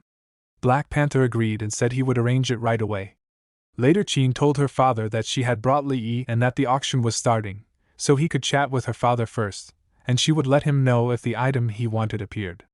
Li Yi wondered why President Qin had summoned him. Xiaoshang asked directly if Li Yi had any more of the weapon he had commissioned Xin to sell last time. Li Yi thought that Qin Xiaoshang had specifically sought him out and seemed to really want the weapons of the Entropic clan. He decided to hold back some of the weapons because it was not safe to take out too many at once, and it would affect the price. He told Xiaoshang that he had come across a weapon by chance, and had 2 more at the moment. Xiaoshang offered 45 million including the previous one, but Li said that 15 million per weapon was not low, yet weapons were life-saving items for people like them, so he suggested 25 million each. Xiaoshang admitted the kid had some nerve. Qin then announced that the item Li wanted had appeared. Xiaoshang agreed and said he would transfer the remaining 70 million to Li. The auctioneer started calling bids, and Li noticed there was really a fragment at the auction. He had over 70 million now, which should be enough, so he bid 30 million to intimidate the other buyers, though it hurt him to do so. Black Panther was shocked that Li was bidding on the item. Cui Shihao raised his bid to 50 million to test how much money Li had, and Li immediately raised it to 60 million. Xiaoshang warned him that the item was not worth that price and advised him not to bid again, while Qin noted that Li was deliberately driving up the price because in the past 10 million had already been a sky-high price for it. Li thought that if Cui Shihao wanted the item, he would have to fight for it and wondered which group, the Qin group or the NG group, had more financial resources. Xiaoshang claimed that of course the Qin group had more resources, but he wondered why he should help Li. The auctioneer announced a bid of 70 million from buyer number 2. Li Yi snapped his fingers and summoned swords, saying it was because he had them. Xiaoshang agreed to take the 2 swords at the previous price but said that the little money Li Yi had would not be enough to compete. Li Yi assured him that he could naturally produce the corresponding quantity, so President Qin could rest assured. Xiaoshang wondered if Li Yi had quite a few more weapons. Qin scolded Xiaoshang for fussing over money and told Li Yi to hurry before the other bidder snatched it. Li Yi thought he really did not understand the world of the super-rich, where over 100 million was just small change, and he bid 100 million. Cui Shihao thought the fragment was very useful for the group's secret project and raised the bid to 200 million. The bidding quickly escalated to 300 million, 400 million, and 500 million, and people murmured in surprise, wondering if the two were crazy to fight over the fragment and if it was really that valuable. Black Panther said that Li Yi was clearly working against them, but Cui Shihao thought Li Yi was not qualified yet and raised the bid to 1 billion. The auctioneer announced the 1 billion bid. Qin told Li Yi that the bad guy was provoking them. Li Yi thought that based on Cui Shihao's personality, he would not lose so much money on impulse unless something unusual was going on. Xiaoshang warned Li Yi to think it through because the bid had already reached 1 billion and questioned if he could take out that many weapons. Qin shouted that she would cover what was missing and urged Li Yi to bid quickly. Li Yi then raised the bid to 2 billion. The auctioneer announced the 2 billion bid again and finalized it, congratulating buyer number 9 for winning the unknown fragment. Black Panther was shocked and wondered where Li Yi got so much money, while Cui Shihao believed it must have come from Qin Xiaoshang. Qin felt excited and said she loved seeing bad people get humiliated, while Li Yi calmly asked if it was really worth such excitement. Xiaoshang pointed out that after deducting earlier amounts, Li Yi still needed to cover more than 70 million and asked if he could truly provide enough weapons. Li Yi explained that things were precious because they were rare and that when there were many of them, the price could not be judged the same way as before. He then revealed that he had over 100 weapons, which should be enough to cover the 2 billion cost. Xiaoshang praised Li Yi for being straightforward and secretly admired his temperament and strength, thinking he would be valuable if he worked for him. Qin told Li Yi to remember to call her next time something fun happened. Xiaoshang quickly dismissed the idea and asked Qin to go home with him, telling Li Yi he could directly collect the item he won. Li Yi thanked President Qin. Before leaving, Xiaoshang warned Li Yi that although he had unknown methods, the NG group was not something he could face alone and advised him to consider forming alliances if their goals aligned. Meanwhile, Black Panther reported that Qin Xiaoshang and his daughter had left and that Li Yi was the one going to pick up the fragment. He suggested making a move after Li left the Longmen 3rd Street area. Cui Shihao warned him not to make any more mistakes, and Black Panther confidently said he would send Zhou H along with 3 C-rank experts and guaranteed it would be foolproof. Li Yi thought that Qin Xiaoshang had clearly investigated him and that the last words were meant to win him over, but as long as he was not bound to Qin, forming an alliance for some extra help was not a bad idea. Entropic mocked Qin Xiaoshang for being only A rank and claimed that as long as Li had enough fragments, he could easily reach S rank. Li said he believed him and that he was just looking for a place to start the trial, though deep down he doubted those words and thought S ranks were extremely rare in the whole world. He held back his thoughts to avoid provoking Entropic. Suddenly, Li saw flames rising from his rented apartment and felt shocked. People nearby panicked and shouted as they ran, calling out to their families in fear. Someone quickly informed Li that the Black Panther gang was planning to make a move on him, and Li realized they had already acted. He was advised to hide while reinforcements were brought over, but Li calmly said he could handle it himself. Soon after, Zhou arrived with his gang and arrogantly told Li to kneel and beg if he wanted his life spared. Li looked at them with disdain and said they truly underestimated him by sending only a handful of people to meet their deaths. Zhou boasted that Li would be the one to die and wanted to see how a single E rank could fight against 3 genuine C ranks. Li calmly asked why Blood Panther had failed to kill him. One of Zhou's men wondered if Li was hiding his strength. Zhou shouted that Li was just a miner with no combat ability. A man attacked, but Li vanished and appeared behind him, slashing his sword and admitting he was just a miner. Another man was shocked at how quickly Li had moved. Zhou ordered 2 men to get him together, but Li mocked them, asking why they were scared of a miner, and told them they liked playing with fire. Zhou tried to threaten him, saying President Cui and Brother Panther would not let him off, but Li threw him into the fire and warned that he would be sending them to find him soon. Qin arrived and asked if Li was alright, and he said he was fine since they were just a few minor characters. She asked what he planned to do next, and he said he would strike back since they had made the first move. She offered to help, explaining that she had long been annoyed with the Black Panther gang and that he was one of the few friends she had. Gus smiled and said they would start by taking on the Black Panther gang. Chin told Lee that he could stay there until he found a new place, and said hardly anyone stayed there, so he could choose a room for himself. Lee picked a room, but she quickly stopped him and told him not to take that one. He still went in and remarked that the room was very girly but suited her well. Chin said she thought he would find it childish for the heiress of the Chin Corporation to like such things. Lee replied that it was normal for a girl to like them and said she looked much cuter than when she acted cold outside. Chin blushed and thought that no one had ever called her cute before. Lee laughed, and she complained that if she had not been worried about him being in danger, she would not be starving. Lee took out some food and told her to make do with it for now, explaining it was only prepared for emergencies. Chin was shocked and asked where he had conjured it from, saying she had already wondered at the auction where he pulled the weapon from. Lee casually said he knew magic, and Chin eagerly asked him to teach her. Lee then suggested that she might want to go home first, which confused her. Outside, Xiaoshang secretly observed them and felt furious, thinking that Li was getting too close to his precious daughter and that the atmosphere between them felt wrong. He worried about how close they seemed and felt deeply uneasy seeing her so happy. Sensing the danger, Li warned Chin that if she did not go back soon, he felt her father was going to eat him alive. Later, Li said that since the house was within the territory of Dragon Gate 3rd Street, no one should bother them. He thought about the 3 fragments he had collected, one from the Lava Minotaur, one from Blood Leopard, and one from the auction, and decided to begin. He wondered what connection these fragments had to the dimensional portals that appeared out of nowhere. Entropic explained that the 3 fragments were just a small part of the gate of the alternate prison and that all the dimensional portals in the world were related to the fragments of this gate. Li asked what exactly an alternate dimension was and why there were so many insectoids and beastmen inside. Entropic said they were all prisoners and that what Li called an alternate dimension or alternate prison was actually a massive interdimensional prison. He told Li that he would naturally find more answers by completing all the trials there and revealed that this place, the sky-reaching tower, was his masterpiece and also the trial ground. Li looked around and thought about how twisted Entropic's aesthetic sense was, noticing the reinforcements and big tubes, and he guessed that the tower's material was the same as the weapons and wondered if Qin Shaoshang would buy it, thinking it would be worth a lot. Entropic reminded himself to stay calm and protect his soul. Li asked about the content of the trial, and Entropic explained that the tower had 6 floors and that with Li Yi's current strength, it would be impressive if he could even defeat the Shadow Wyvern on the first floor. Li looked at the creature and could not feel any pressure, thinking it looked like a gecko and that hitting it would be like bullying the weak. Entropic warned him that he would not be laughing for long.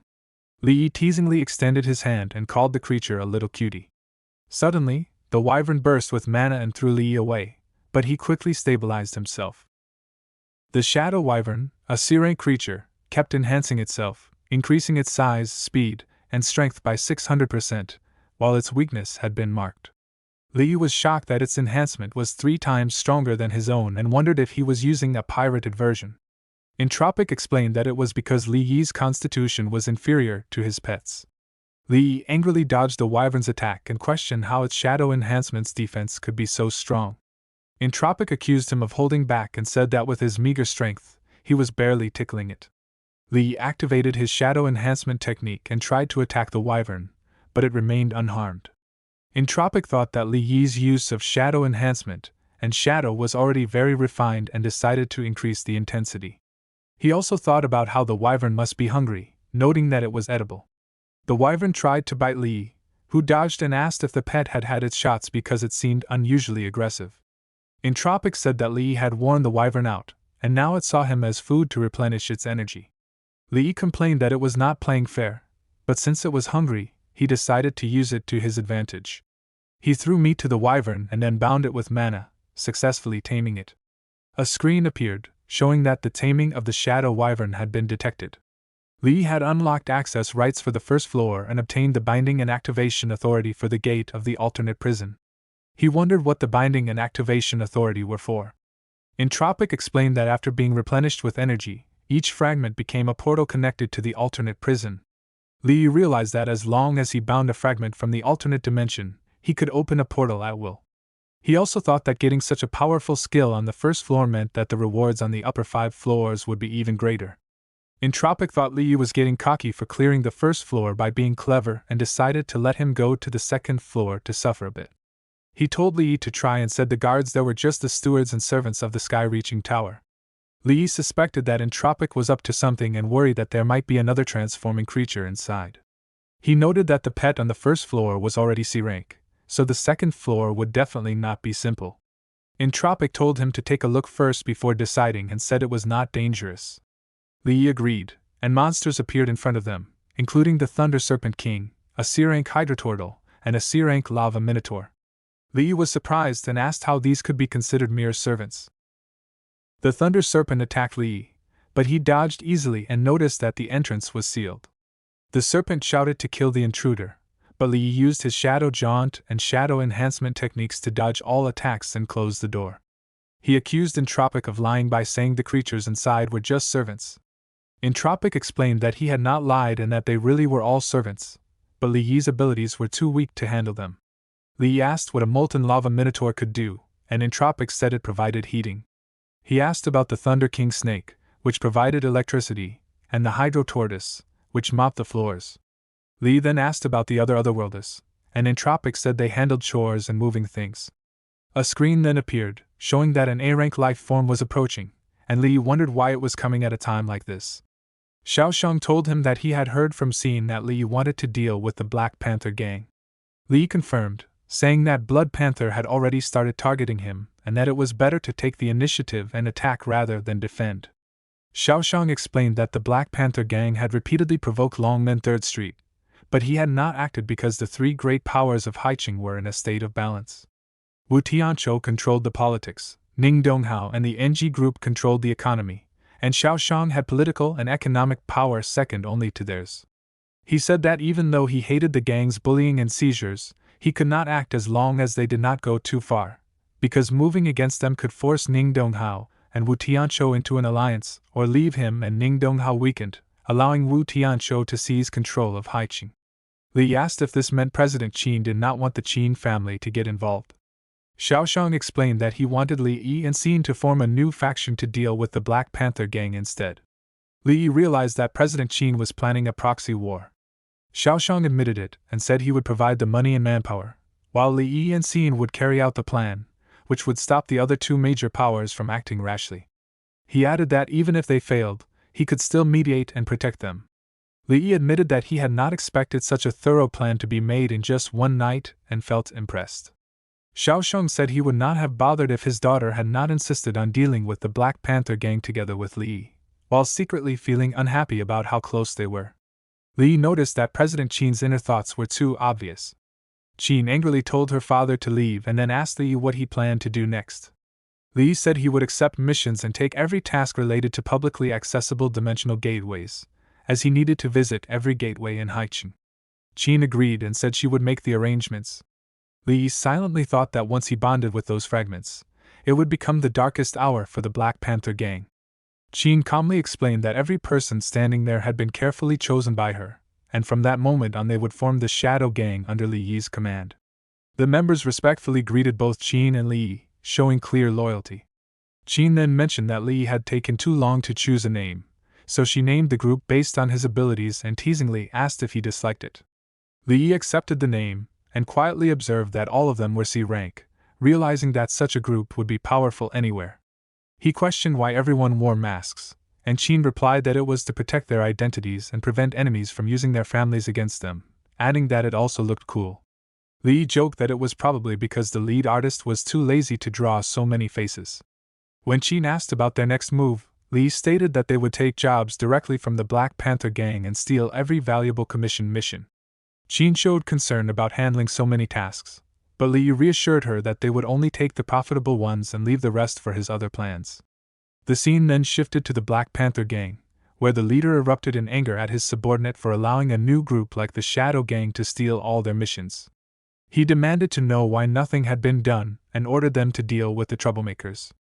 The subordinate admitted that they were unable to act because the Shadow Gang always sent 5 or 6 C-rank advanced members for every mission, while they lacked enough C-rank personnel.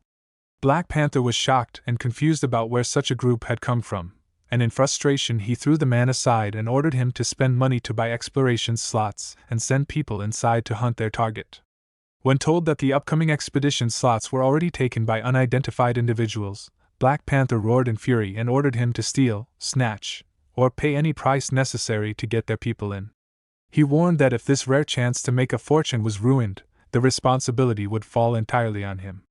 The scene shifted to a quiet room where Jean finished a call and said she understood everything before turning to Lee and informing him that the Black Panther gang had paid a very high price to buy many of the exploration slots they were holding. She asked how he had been so sure they would take the bait. Lee calmly explained that they would never give up the most profitable opportunity of the season, even if it cost them dearly. When Jean said she still did not understand, Lee revealed the unwritten rules of the mining sites, explaining that supervisors and managers secretly hid high-quality ore and rare items and used end-of-season equipment maintenance as a chance to smuggle them out and sell them. In the past, the Black Panther gang accepted missions from the Mercenary Guild to plant scouts and track robbery targets, and since all the goods were illegal, no one ever reported the crimes. Now that this path had been blocked, the gang had no choice but to spend heavily on exploration slots to enter alternate dimensions. Jean pointed out that even selling the slots at a high price only brought them limited profit, but Lee replied that this was only part of the plan and that his recent trips to alternate dimensions had not been wasted. He then revealed that he had already marked all the alternate dimension entrances in Haiching, and could open a small entrance to any of them at any time. He explained that by having their people closely watch those who bought the expensive exploration slots, they could identify the Black Panther gang's true targets. Jean immediately understood and excitedly realized that they could strike at the right moment and take the gang down. Lee reminded her that the existence of these entrances must remain secret, so only a few trusted people would stay on standby with him. Jean eagerly asked to join, saying she loved doing heroic and righteous work, and Lee smiled and agreed, deciding that they would take down the Black Panther gang together. The scene shifted to a moving truck where a man casually spoke to old Wang about the shipment being worth a lot of money, and Wang assured him that everyone would get their share. As they continued talking, a huge stone suddenly fell in front of the vehicle, cutting them off. Before they could react, more stones flew toward them, causing panic as the truck lost control and slid to a stop. Wang anxiously shouted to ask what had happened and whether the cargo was safe. One of the attackers mocked them, saying the cargo would be fine but their situation would soon turn bad, as stones continued raining down on the miners and forced them to scatter in fear. One man cruelly chased them, shouting for them not to run and clearly enjoying the chaos. At that moment, Lee appeared and calmly stepped in, instantly using his shadow movement technique to close the distance. The attacker shouted in shock and anger, wondering who dared to interfere, but Lee coldly responded that robbery was one thing while killing people without care crossed a line. Before the man could finish his thoughts or react, Lee grabbed him with overwhelming speed and slammed him hard against a wall. The man, now frightened, demanded to know who Lee was and warned him to think carefully, claiming that his brothers nearby would not let him escape if he made another move. Lee calmly mocked the attackers by asking if they were talking about those weak D-rank members, making it clear he felt no threat from them. Jean then asked what should be done with the captured people and suggested killing them all, but Lee rejected the idea and said that letting them die would only make things too easy for Blood Panther. He stated that he had a better plan and coldly grabbed one man by the face, ordering him to return and tell Blood Panther that everything was done by Lee of the Shadow Gang. The scene then shifted to a hospital where Black Panther exploded in rage after hearing the name Shadow Gang and Lee, unable to believe that the miner he once looked down on had become so powerful. His subordinate reported that although their men looked fine on the surface, every one of them had severe internal fractures, and even with the best treatment it would take at least half a year to recover. The cost was enormous, reaching 30 million for just 6 people, and to make matters worse, their other 2 teams had also failed. When Black Panther demanded to know who was responsible, the answer was Lee, which left him shocked and furious because the alternate dimensions were far apart, and it should have been impossible for one person to appear in all of them. The man then showed recorded evidence proving that Lee had personally done it. In the video, Lee casually pointed out that he was being filmed, mocked Blood Panther for having such weak subordinates, and openly challenged him to come and face him directly while mentioning the heavy medical costs. Watching the recording, Black Panther completely lost control and swore to kill Lee. The scene shifted to a quiet warehouse area where Qin asked Li why they had come to such a place. Li explained that while he had been secretly following Cui Shihao, he accidentally discovered that the Black Panther gang's warehouse was right next door. He added that they had been ruining Blood Panther's plans for several days, so there was a high chance that Blood Panther would personally lead the next operation. Qin quickly understood and asked if he planned to raid the warehouse while Blood Panther was away. Li confirmed it, and at that moment he received a call informing him that Blood Panther and his men had already left for alternate dimension number 3. Li told the caller to keep watching them, and then explained to Qin that since Blood Panther was leading the team himself, he would go and harass him to buy time. Qin worried because Blood Panther was a B rank and suggested sending DONGHUA along, but Li refused, saying he had no intention of fighting head-on and that bringing others would only slow him down. He reassured her that he could use the gate to return quickly if he ran into danger, and Qin reminded him to be careful. The scene then shifted to Blood Panther's team inside the alternate dimension, where his subordinates excitedly celebrated their harvest and praised him for his leadership, believing that Li Yi and the Shadow Gang did not even dare to show themselves. Blood Panther coldly dismissed Li Yi as nothing more than a miner with a few C-rank helpers who could not cause real trouble. Just as he spoke, his senses caught something unusual and he suddenly shouted, demanding to know who was there. At that moment, Li Yi calmly revealed himself by lifting a man from the ground with his mana, praising Blood Panther's sharp perception and casually asking why he was so tense, while mockingly calling himself nothing more than a humble little miner. One of the captured men cried in fear and begged Blood Panther to save him, while Li calmly warned that if anyone moved, he could not guarantee the man would remain unharmed. Blood Panther responded without hesitation and launched a fire attack, declaring that they could all die together, causing his own subordinate to scream in despair when the flames struck. In the next instant, Li appeared behind Blood Panther and coldly mocked him for being a boss who would not even spare his own people. Enraged, Blood Panther attacked again and cursed Li for hiding like a rat, while another burning subordinate shouted a warning that the attack had missed. Li casually commented that working under Blood Panther was clearly a very dangerous job. Blood Panther roared that as long as he could kill Li and his people, losing a few subordinates meant nothing, and he unleashed a powerful fire tornado that burst his mana outward. His remaining men fled in panic, but Li stayed calm and unmoved amid the chaos. Blood Panther screamed for Li to come out and stop hiding, but Li knew better than to underestimate a B-rank opponent and decided it was time to leave, quietly wondering what expression Blood Panther would have when he returned. The scene then shifted to Blood Panther rushing back and shouting in shock as he saw what had happened. A trembling subordinate reported that the Shadow Gang and the Qin family's eldest young miss had led the attack, bringing 2 B ranks and more than a dozen C ranks, leaving them powerless to resist. Blood Panther coldly repeated that there was nothing they could do and accepted it with chilling calm. When the man begged for mercy, Blood Panther showed no hesitation and ended his life without remorse. He then realized that Li Yi's sudden rise and large number of helpers were all connected to Qin Xin, and with hatred burning in his heart, he decided that since it had come to this, he would show no mercy at all. Cui Shihao coldly stated that the matter should end there, but Blood Panther erupted in fury and shouted that everything he owned had been destroyed along with the warehouse, a loss worth hundreds of millions. Cui Shihao calmly questioned what he planned to do next and sarcastically asked if he wanted help starting a war with the Qin family. He reminded Blood Panther that even though Qin Shaoshang was temporarily away from Haiqing, Qin Xin was still untouchable and that this was a critical moment for their experiment. He ordered Blood Panther to endure his anger no matter how deep the grievance was. Blood Panther roared that he could not endure it for even a second and declared that he would kill Qin Xin and Li Yi before leaving Haiqing. In response, Cui Shihao summoned his beasts and made it clear that if Blood Panther insisted on courting death, he would silence him on the spot. Blood Panther was forced to kneel, and Cui Shihao warned him not to ruin the larger plan over money, promising that once the experiment succeeded, he would personally help wipe out the Qin family. Blood Panther reluctantly agreed on the surface, but deep inside he burned with humiliation and resentment, thinking that Cui Shihao only spoke so lightly because it was not his money that was lost, and swearing that even without Cui Shihao, he could still deal with Qin Xin. The scene then shifted to a car moving along the road where Qin casually remarked that Li Yi was truly sharp and far more perceptive than most. DONGHUA urged the driver to go faster, joking that the eldest young Miss Li Yi. Qin immediately shouted at him in embarrassment, and denied ever saying such a thing. Duan-ao bluntly pointed out that since waking up that morning, Qin had already mentioned Li Yi many times, which she immediately denied, insisting that Li Yi was simply one of the few friends she had and that mentioning him meant nothing.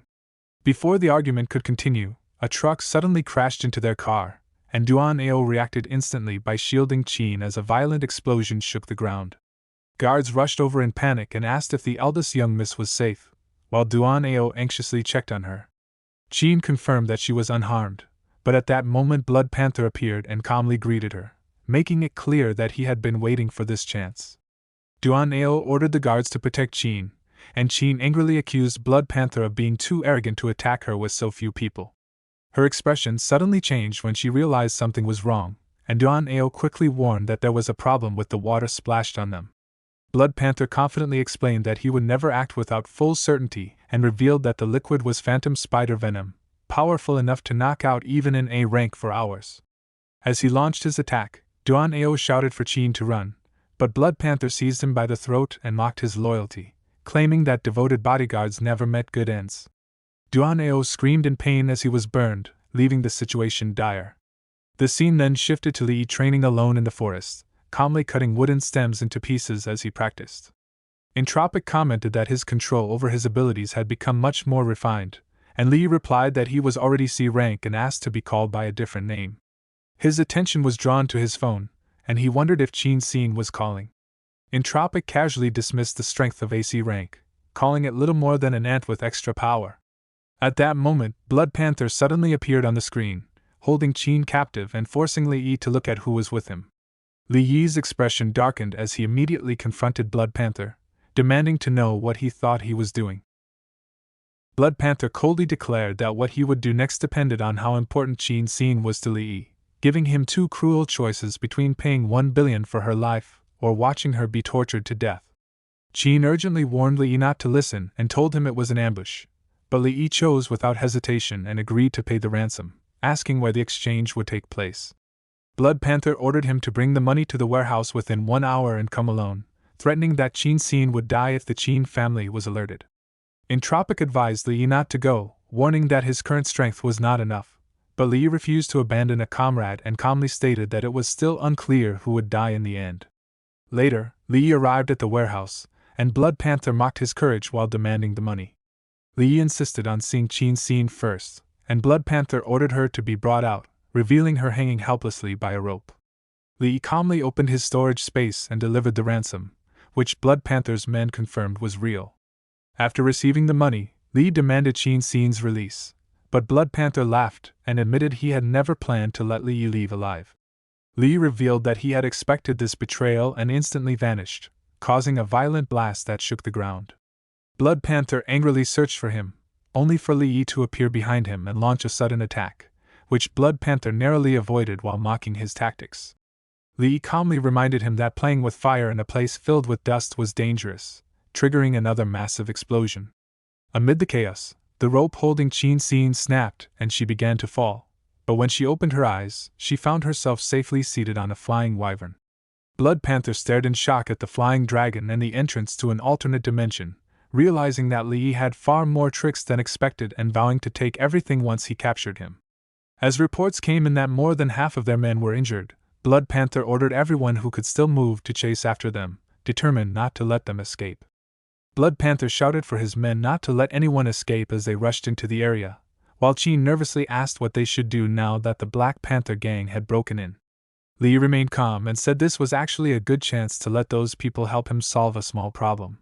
He told Qin and Fai Long to hide first and promised that he would handle everything himself before jumping down from the wyvern and reassuring her that he would be fine. Entropic quickly realized that Li Yi had deliberately left the entrance open so the Black Panther gang could be used to help him pass the second level, and Li Yi admitted that was exactly his plan, pointing out that no rule said he had to clear it alone. Entropic commented that Li Yi was good at finding loopholes, and Li Yi replied that the reward was simply too tempting, especially armor that could block a rank attacks, while also noting that the Black Panther gang was cautious enough to be useful. Blood Panther confronted Li Yi directly and mocked him for having nowhere left to run, but Li Yi replied that he had no reason to flee since Qin Xin was already safe and now was the perfect time to deal with him. Blood Panther laughed, and claimed Li Yi had gone mad, urging his men not to fear someone who stood alone and promising cruel rewards once Li Yi was dealt with. Li Yi calmly admitted that he was outnumbered but said the outcome was not decided by numbers alone, then called out to welcome their guests as a door opened and many fierce beasts poured out. He greeted the monsters and invited them to join him in the challenge as they charged forward. One of the men hurriedly tried to form a portal to stop him, but Li Yi countered by unleashing a powerful shadow transformation, smashing into the attack with overwhelming force. The clash shook the area, and Li Yi felt the terrifying strength of a B-rank attack, realizing he could not underestimate it as he dropped to one knee. Blood Panther sneered that blocking a single attack meant nothing and questioned how many more Li Yi could endure in his weakened state. Li Yi calmly answered that one was enough and told him to look around. At that moment, Blood Panther realized that countless monsters had already surrounded him from all sides. Black Panther shouted in rage as Li Yi escaped, and Li Yi ran while telling him to keep playing with the beasts while he left first. Blood Panther realized he had been tricked again and angrily ordered his monsters out of the way, swearing that he would tear Li Yi to pieces. The scene then shifted to the core area of the second level, where Li Yi stepped out from a portal and checked with Entropic to make sure there was really armor ahead that could resist the rank attacks. Entropic confirmed that it was true and explained that the armor was the reward for clearing the second level. He also asked Li Yi to help Barry steward gymming properly after dealing with the Black Panther, and Li Yi agreed. Entropic led him forward, and Li Yi examined the armor, noting that it was impressive though not as light as he had imagined. Entropic thought to himself that it was a pity Li Yi was only Shadow Enhancement Tier 2, because even if he were Tier 3, facing armor that could resist the rank attacks would still be challenging. Li Yi teased Entropic about acting strange, and Entropic brushed it off, telling him to take the reward.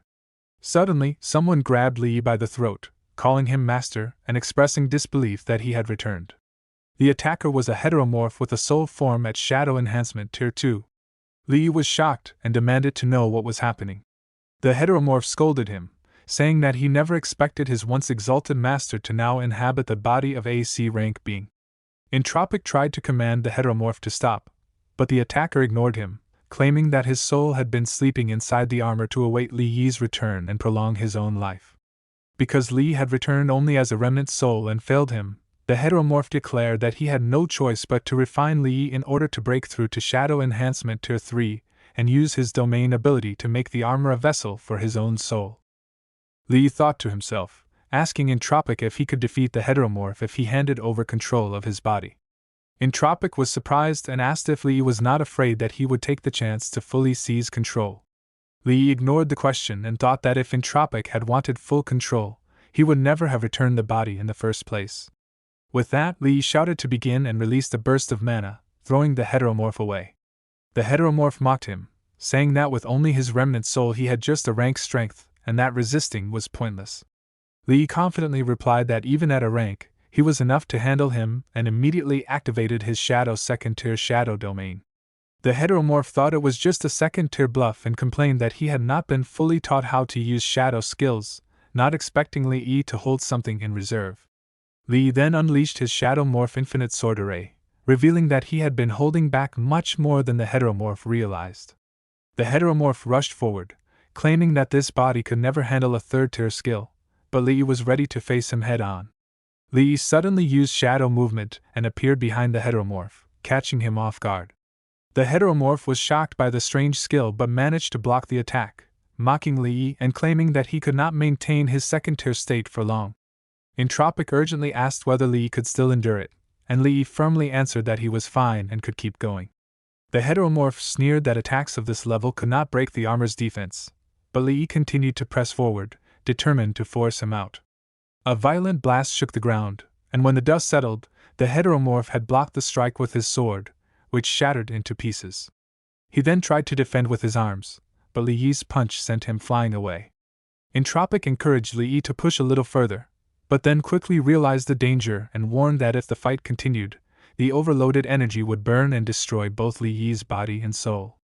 The heteromorph mocked Entropic for hesitating over the life of a worthless being and accused him of becoming ridiculous.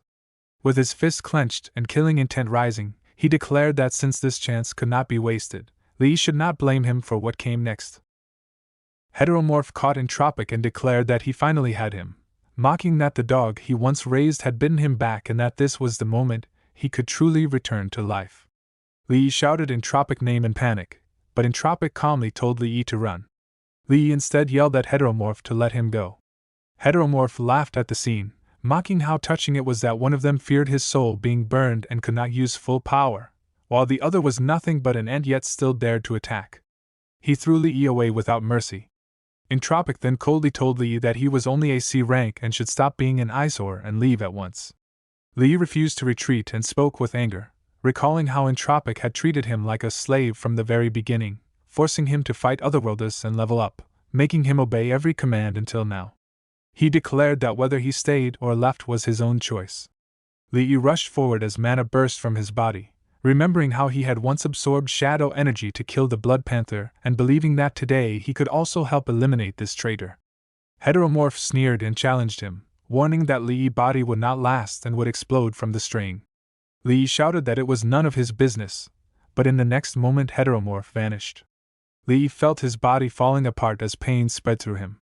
Heteromorph mocked Li again, calling the creature he chose foolish yet adorable, and laughed as he accused Li of choosing suicide.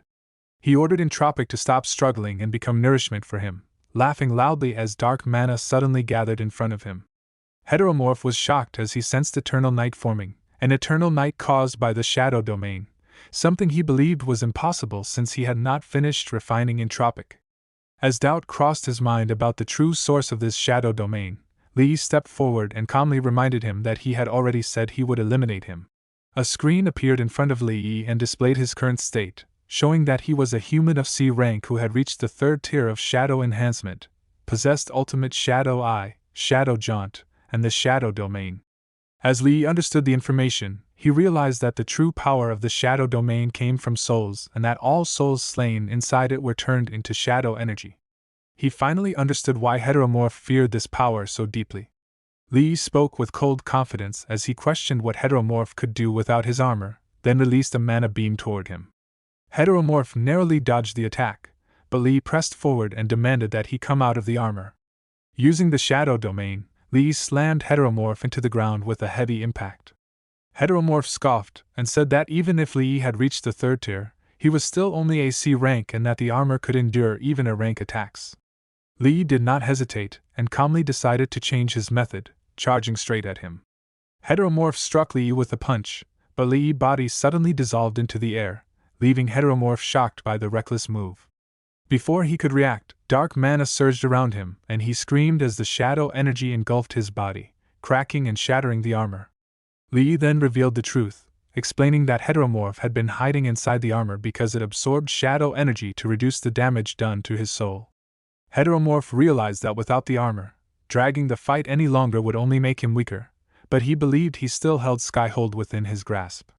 As he tried to escape, Li saw through his intent and stopped him, binding him tightly with dark chains formed from shadow energy. Heteromorph warned that Skyhold was now wrapped in his soul and that attacking it would harm Li as well. Li answered calmly and reminded him that souls were nothing more than shadow energy, and now that the armor protection was gone, Heteromorph himself would become nourishment for his advancement. Entropic watched the scene and coldly remarked that Ji Ming had underestimated Li's hunger for power. As Heteromorph faded away, he shouted a final warning, saying that once Li ascended quickly by devouring him, he would not spare anyone, and that no living being could withstand the test of desire. In that moment, Li screamed as mana exploded around his body, a terrifying surge that made him realize he had stepped into a new realm of strength. He sensed the power clearly and understood that this was what B rank felt like. A screen appeared once more and confirmed his breakthrough, showing that Li had reached B rank while retaining his shadow abilities and shadow domain. With his presence now heavier and more oppressive, Li turned his attention forward and calmly declared that Skyhold was next. Li calmly reflected that this was what Ji Ming meant by continuing life, realizing that Ji Ming had used his domain ability to seal his soul inside the armor and turn that mass of metal into a new body. He mocked its dark and filthy state, and felt that absorbing such a soul would only disgust him. He also had no interest in wearing something so large and ugly, deciding instead to treat this as returning a favor. The scene then shifted to another battlefield where a man screamed for help as a snake tightly coiled around him. Black Panther told him to endure for a moment before cruelly throwing fire that burned both the snake and the man together. He coldly mocked the man as useless trash and questioned whether he was even worth saving. At that moment, Li arrived and observed the scene, remarking that this truly showed the strength of AB rank, since even so many behemoths had failed to wear him down. Black Panther shouted Li's name and launched an attack, but Entropic stepped in and casually threw Black Panther away with magic. Black Panther instantly sensed the pressure and realized that the newcomer was an A rank, feeling his heart sink, as he thought that facing Li alone was already hard enough, and now an A rank had appeared as well. Li spoke calmly and pointed out that stepping in like this was simply bullying, then stated that someone of Black Panther level was perfect for him to use as a warm-up. Black Panther sneered inwardly, believing that if he could just grab Li, he might still have a chance, and boldly accepted the challenge. Li expanded the shadow domain, covering the area in darkness. Black Panther mocked him, claiming that all these flashy tricks could not hide the fact that Li was only D rank. Li rushed forward and corrected him, saying he was no longer D rank, then sent Black Panther flying with a single strike. Shocked and angered, Black Panther questioned whether Li was really looking down on him. As their mana violently collided, Black Panther finally sensed the truth and cried out in disbelief when he realized Li had reached B rank so quickly. Li answered calmly that he had all of them to thank, since they had pushed him forward at every step of the way. Black Panther roared that even if Li had reached B rank it meant nothing, claiming that his own strength was the real deal as he charged forward with full force. Li calmly blocked the attack without retreating. Entropic then guided Li, explaining that inside the shadow domain there was no need to rely on personal energy, since the true essence of shadow was to command the surrounding power and turn the enemy's strength against them. Li smiled as he understood, joking that he was still not used to Entropic acting like such a serious teacher. Black Panther sneered at the sight, mocking Li for learning in the middle of battle and shouting that he was no genius before attacking again with killing intent. Li focused and began commanding the surrounding shadow energy, calmly blocking every strike that came his way. Black Panther froze in shock as he realized something was wrong. Li felt the power flowing through him and admitted that the sensation was truly addictive, then released a mana beam toward Black Panther. Black Panther barely dodged and mocked the attack, claiming it had missed, but Li immediately followed up, saying that the dodging had only lined Black Panther face up perfectly for his fist. Black Panther was thrown back and barely managed to steady himself, his mind filled with disbelief as he realized that Li kept using skills while his power only continued to rise instead of fading. Li coldly asked if that was all he had and declared that the game was over. Black Panther shouted that he would take Li down with him and rushed forward in desperation. Li condensed dark mana into a weapon and clashed head-on, cleanly severing both of Black Panther's arms and sending him crashing to the ground. Bleeding and defeated, Black Panther screamed for Li to kill him if he dared. Li stepped closer and calmly replied that death would be far too easy, placing his dagger against Black Panther's neck and stating that at this moment, Black Panther was worth far more alive than dead. Entropic questioned why Li was keeping Black Panther alive instead of killing him. Li calmly explained that he needed him alive to extract more information about Cui Shihao. Black Panther angrily declared that he would rather die than reveal anything. Li responded that he already knew this, but Qin Shaoshang had his own ways of making people talk. Hearing Qin Shaoshang's name, Black Panther panicked and threatened Li, warning that Cui Shihao and the NG group would not let this go. Li answered without fear, stating that even if they did not come looking for him, he would go to them himself. Entropic then offered to take care of the A rank from the NG group as a way of returning a favor. Li refused for now, saying that until they confirmed whether DONGHUA was involved, it was better not to act, and that revenge was always more satisfying when handled personally. The scene then shifted to another location where Ning asked the three of them to wait, explaining that General Hong would arrive shortly. He mentioned that troops were being mobilized all over the city and asked the city lord if he had any inside information. The city lord admitted he did not know but felt that something major was happening, then turned to Qin Shaoshang and asked if he had heard anything. At that moment, a man reported over the phone that Black Panther had kidnapped Qin Xin that morning, but she was unharmed and Black Panther had already been dealt with. Qin Shaoshang calmly replied that he knew nothing about military matters, then coldly warned DONGHUA that if he could not keep his dogs under control, he would gladly teach them some discipline himself. Ning questioned Qin Shaoshang about what his words were supposed to mean, showing clear displeasure. Qin Shaoshang coldly warned him that he should hope he was not involved, because if he was, Qin Shaoshang would deal with both him and the matter at the same time. Ning scoffed and accused Qin Shaoshang of overestimating himself, but Qin Shaoshang calmly replied that they could test that claim whenever he wished. At that moment, Hong Hai arrived and spoke in a firm tone, saying that seeing everyone so fired up put him at ease, but reminded them to save that energy for where it truly mattered, especially with Hai Qing possibly facing a major disaster. He explained that he had gathered everyone for a serious matter and asked for the situation to be explained clearly. A man then stepped forward and reminded them that everyone present had become a rank by fighting in the battle against creatures from the level 2-dimensional channel 10 years ago. He stressed that there was no need to repeat how destructive A rank and S rank creatures from that channel were. He explained that the reason the level 2 channel appeared briefly and then vanished back then was still unknown, but the related radiation fluctuations had been monitored ever since. The man continued by revealing that 5 years ago, those fluctuations had reappeared, and that both their frequency and intensity had steadily increased. In the past 3 months alone, 5 spikes had been detected, nearly as strong as those from 10 years ago. Hearing this, the city lord realized the meaning behind the meeting and cautiously asked for confirmation. Hong Hai then stated clearly that this meant it was highly likely that Hai Qing was about to witness the appearance of a level 2-dimensional channel once again.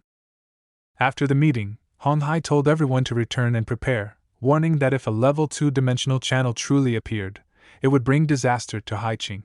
He explained that the military had already begun preparations, but hoped that when the time came, the three of them would put aside their differences and face the crisis together. Qin Shaoshang replied that he had no problem with that, as long as certain people stopped making schemes behind his back. Hong Hai then spoke with a hard tone, saying that these were critical times and that if anyone dared to cause trouble for personal gain, he would not hesitate to use extreme measures. He ordered Qin Shaoshang to return to Hai Qing with them so they could discuss the recent situation on the way, then got into the car and left. After they departed, the city lord remarked that General Hong was no longer even pretending, making it clear that Qin Shaoshang was firmly on the military side. He warned Ning that Qin Shaoshang was furious, likely because of the Black Panther gang, and advised him to lie low for a while. Ning pretended to be confused and asked what the Black Panther gang had to do with him. The city lord replied that as long as it did not, everything would be fine, and told Ning to check the news. Later, Cui Shihao contacted Ning and asked for his orders.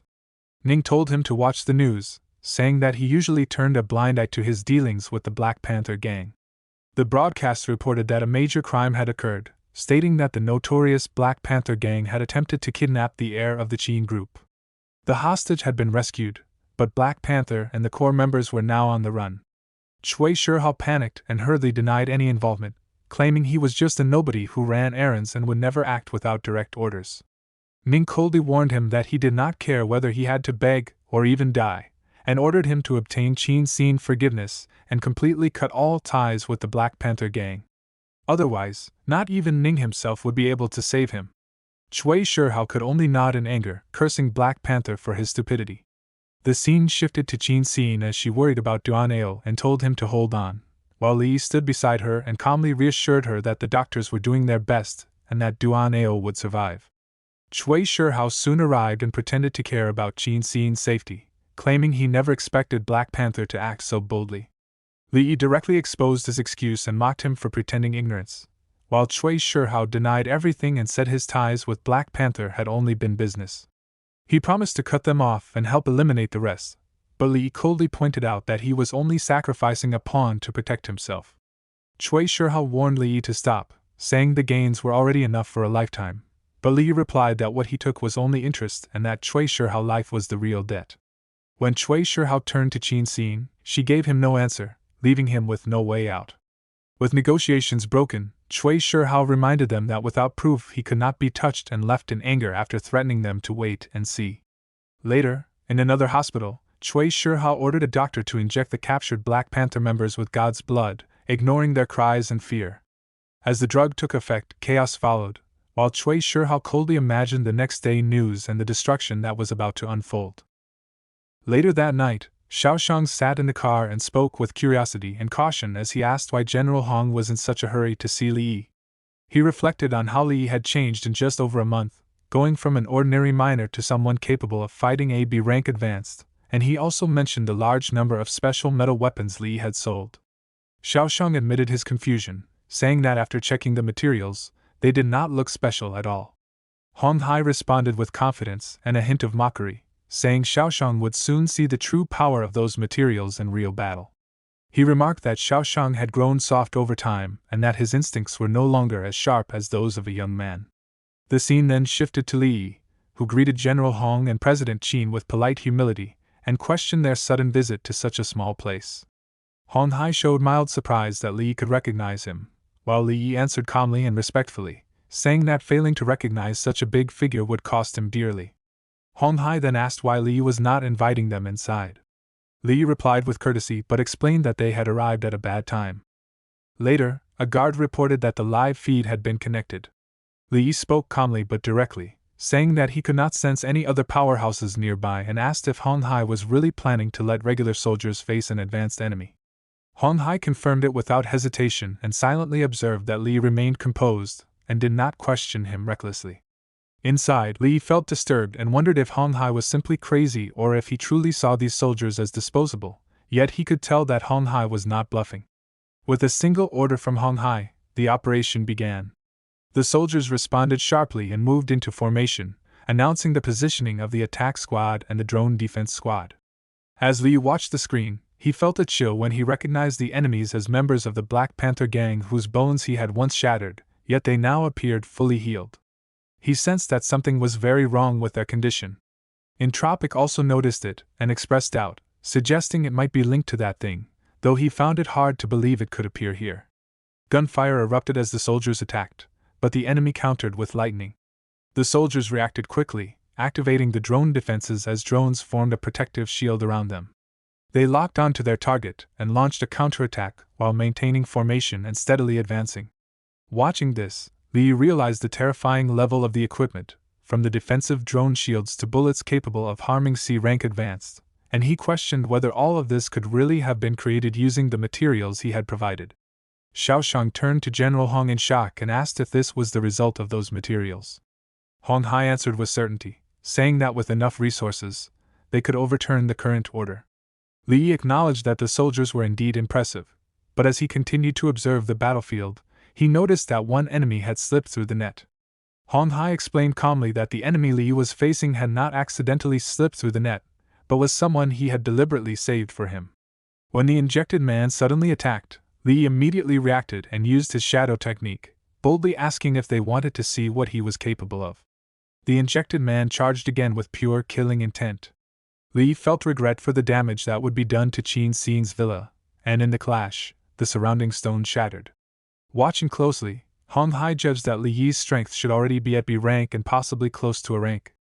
Xiaoshang thought this was an exaggeration, but Hong Hai dismissed it, noting that Li Yi was probably not even using his full power yet. During the fight, Li questioned the injected man about his sudden rise to B rank, suspecting some form of doping. The injected man had lost all reason and attacked wildly, screaming that he was no longer human. Li decided there was no need to spare him and chose to hide part of his true strength in front of the two observers, believing his Tier 1 power was enough to finish the fight. With a decisive strike, he ended the battle. Hong Hai admitted that he had once thought reports about Li were exaggerated, but now realized they had underestimated him. Li then questioned why Hong Hai had come at such a late hour, saying it could not be just to help deal with minor trouble. Hong Hai revealed that the military equipment used by the soldiers had been derived from the great sword Li had provided, and his main purpose was to get Li Yi to supply more weapons or materials. Li suggested that the military should be able to synthesize the materials on their own since they were already using them. Hong Hai said that was no longer the main issue because time was running out. He explained that a level 2-dimensional channel could appear near Haiqing at any moment, and with the current strength of the city's military and advanced fighters, they might not be able to handle it. Li felt a heavy pressure in his heart and sensed Qingtian's rage the moment the words level 2 channel were mentioned. Hong Hai stressed that if they wanted to avoid civilian deaths, their only hope was for Li Yi to have enough materials to arm the troops. Li Yi agreed to find a way to gather the weapons and promised to give an answer within 3 days, though he could not guarantee the amount he could provide. Hong Hai reassured him that he would not work for nothing, and while he could not offer money, he could give Li Yi a position in the military or even arrange for him to become the Qin family's son-in-law and take over the Qin group. Li Yi immediately rejected the idea. Xiaoshang, listening nearby, was furious at the thought of Hong Hai selling off his daughter and threatened both him and Li Yi in his thoughts. Li quickly explained that helping Haiqing was his duty and told them not to worry about payment. Hong Hai asked again if he truly did not want to join the Qin family, but Li calmly said he preferred to handle such matters on his own. Later, Qin Tian appeared and expressed shock about the level 2 channel, concluding that the enemies from earlier had been injected with God's blood and could not believe that such a channel could open so quickly. Li tried to question him about his earlier reaction, but Qin Tian warned that a level 2 channel was not something a mere B rank could interfere with, and told him to stay away if he did not want to die.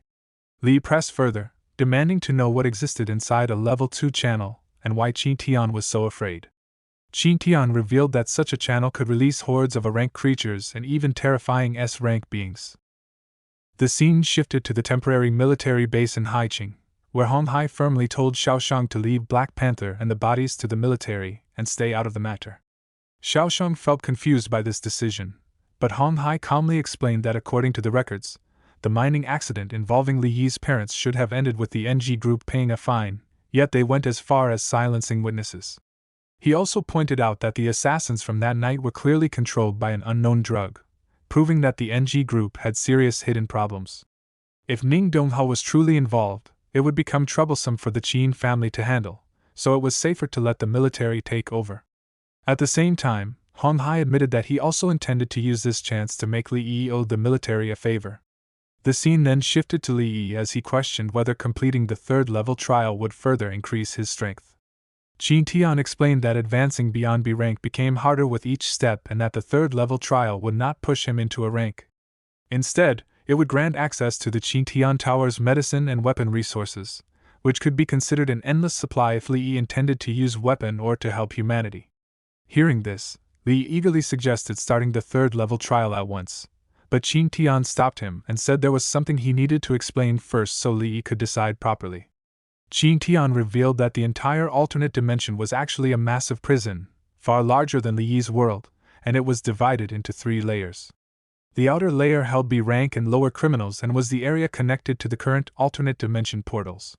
The middle layer held A rank and S rank criminals and was linked to the level 2 channels. The inner layer imprisoned high-level convicts whose power went beyond human ranks and were known as warlords, gate lords, and monarchs. He explained that the mission of the Entropic clan was to guard the gate to the otherworld and prevent these criminals from escaping. Li then asked why the alternate dimension channels had appeared in the first place. Qin Tian answered that a traitor had emerged within the Entropic clan and had joined forces with the inner layer convicts to start a riot. They attempted to seize control of the gate to escape the cruel prison environment. When the chaos could not be stopped, Qin Tian was forced to seal the gate and wait for reinforcements, but millions of years passed without help arriving. His power slowly weakened until he could no longer maintain the seal, and 10 years ago the outer gate finally shattered, causing the alternate dimension channels to appear. After hearing this, Li understood the cause but questioned what it had to do with taking the third-level trial. Qin Tian then revealed the real danger, explaining that completing the trial would brand Li with the soul imprint of the Entropic clan.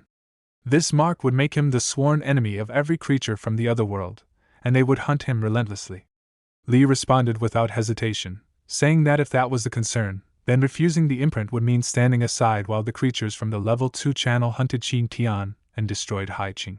He stated that he was no saint, but he refused to be a coward who waited to die, and even if the enemy was stronger, he would rather charge forward and fall fighting. Qin Tian scolded him for being an overly confident B-rank brat but ultimately agreed to go along with him. Li laughed it off and teased that Qin Tian looked better when he was not so serious. Qin Tian led Li into the third level and explained that this place was the core of the entire Qin Tian Tower, known as the Sea of Souls. He told him that the soul fragments of Entropic clan heroes who had fallen in battle over millions of years were gathered there. To fully control the tower, Li had to gain their approval. Qin Tian warned that the process would be extremely painful, but this soul baptism was the only way for Li to obtain a second shadow skill, an ability awakened after the soul was refined. He explained that everyone awakened something different and shared that his own ability was Shadow Clone, which allowed him to split into multiple bodies and continue existing as long as one clone survived. Li asked about Qin Tian's main body, and Qin Tian answered vaguely, saying it might still exist somewhere or might have already turned to ash. He urged Li to enter and said he was curious about what kind of ability Li would awaken. Li replied calmly that he would try not to disappoint him, while Qingtian silently felt that this little B rank had never disappointed him before and might awaken a power completely different from the rest of the Entropic clan. As Li stepped forward, he sensed the soul fragments around him and felt shock as visions unfolded before his eyes.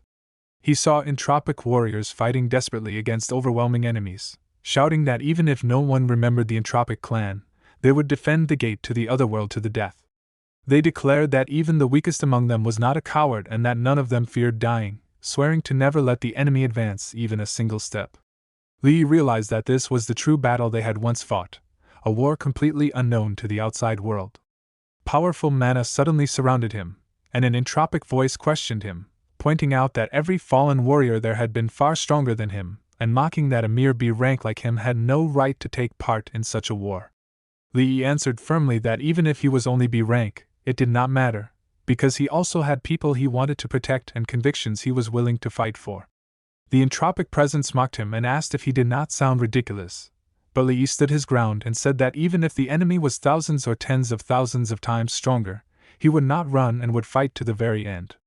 He declared that even if his small power could only create a single ripple in a massive tide, he would still give everything he had. Outside, Qingtian sensed a violent emotional surge and felt shock, realizing that something extraordinary was happening to Li. An enemy appeared and attacked Li, mocking him for overestimating himself. Li narrowly avoided the strike, while the enemy claimed that his strength was born from Li's fear and questioned how mere conviction could resist him. As Li blocked the next attack, he answered with clarity and resolve, saying it was not just him, because every soul present shared the same will. He felt that all of them were willing to give their lives to protect what they believed in, making them real, while the enemy was nothing more than his own inner demon.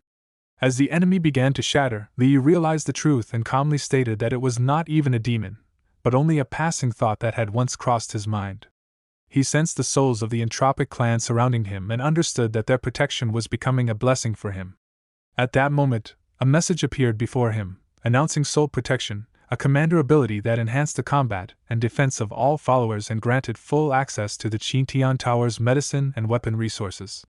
Qingtian appeared and commented with amazement that Li continued to surprise him. Li then noticed a strange door and asked what it was. Qingtian explained that it was the alternate dimension entrance to the entropic clan's armory and medical storage. Curious, Li suggested checking it out, and Qingtian revealed that the weapons and recovery potions stored there were enough to support a war involving hundreds of thousands of people. He added that the glowing areas were all filled with ore, meaning the supply Li needed to forge weapons was practically limitless. Li felt as if he had struck the jackpot and jokingly asked if the remaining levels also held such rewards. Qingtian replied that the 4th and 5th levels were only combat simulations of the 2nd and 3rd layers of the Otherworld prison, meant to improve Li's fighting ability, and they held no rewards. When Li asked about the 6th level, Qingtian refused to explain and said Li was not qualified to know, hoping he would never have the chance to open it. Li felt that Qingtian was being mysterious again and guessed that the final level might simply be empty, while Qingtian silently endured his thoughts. The scene then shifted elsewhere, where a doctor reported to Cui Shihao that the injected men with God's blood had all been eliminated by the military and that Black Panther was being held in a secret military prison. Cui Shihao reacted with rage, realizing that Black Panther was still alive and could expose everything. Without hesitation, he ordered the immediate charging of the Level 2 channel. The doctor hesitated and warned that the surrounding area had not been evacuated, but Cui Shihao coldly dismissed civilian lives and demanded action. The doctor nodded and activated the process. Soon after, chaos broke out among the miners as they stared in terror at a strange phenomenon forming nearby. Cries echoed inside a growing mana barrier as people screamed for help and tried to escape. Outside the barrier, others shouted in fear that everyone trapped inside was doomed and urged each other to run as the glowing barrier continued to expand. A doctor reported that the radiation leaking from the Level 2 channel had already spread 10 kilometers, though the concentration was still within a controllable range. Cui Shihao ordered all communications to be blocked and the alternate dimension entrance sealed, making sure not a single word leaked out.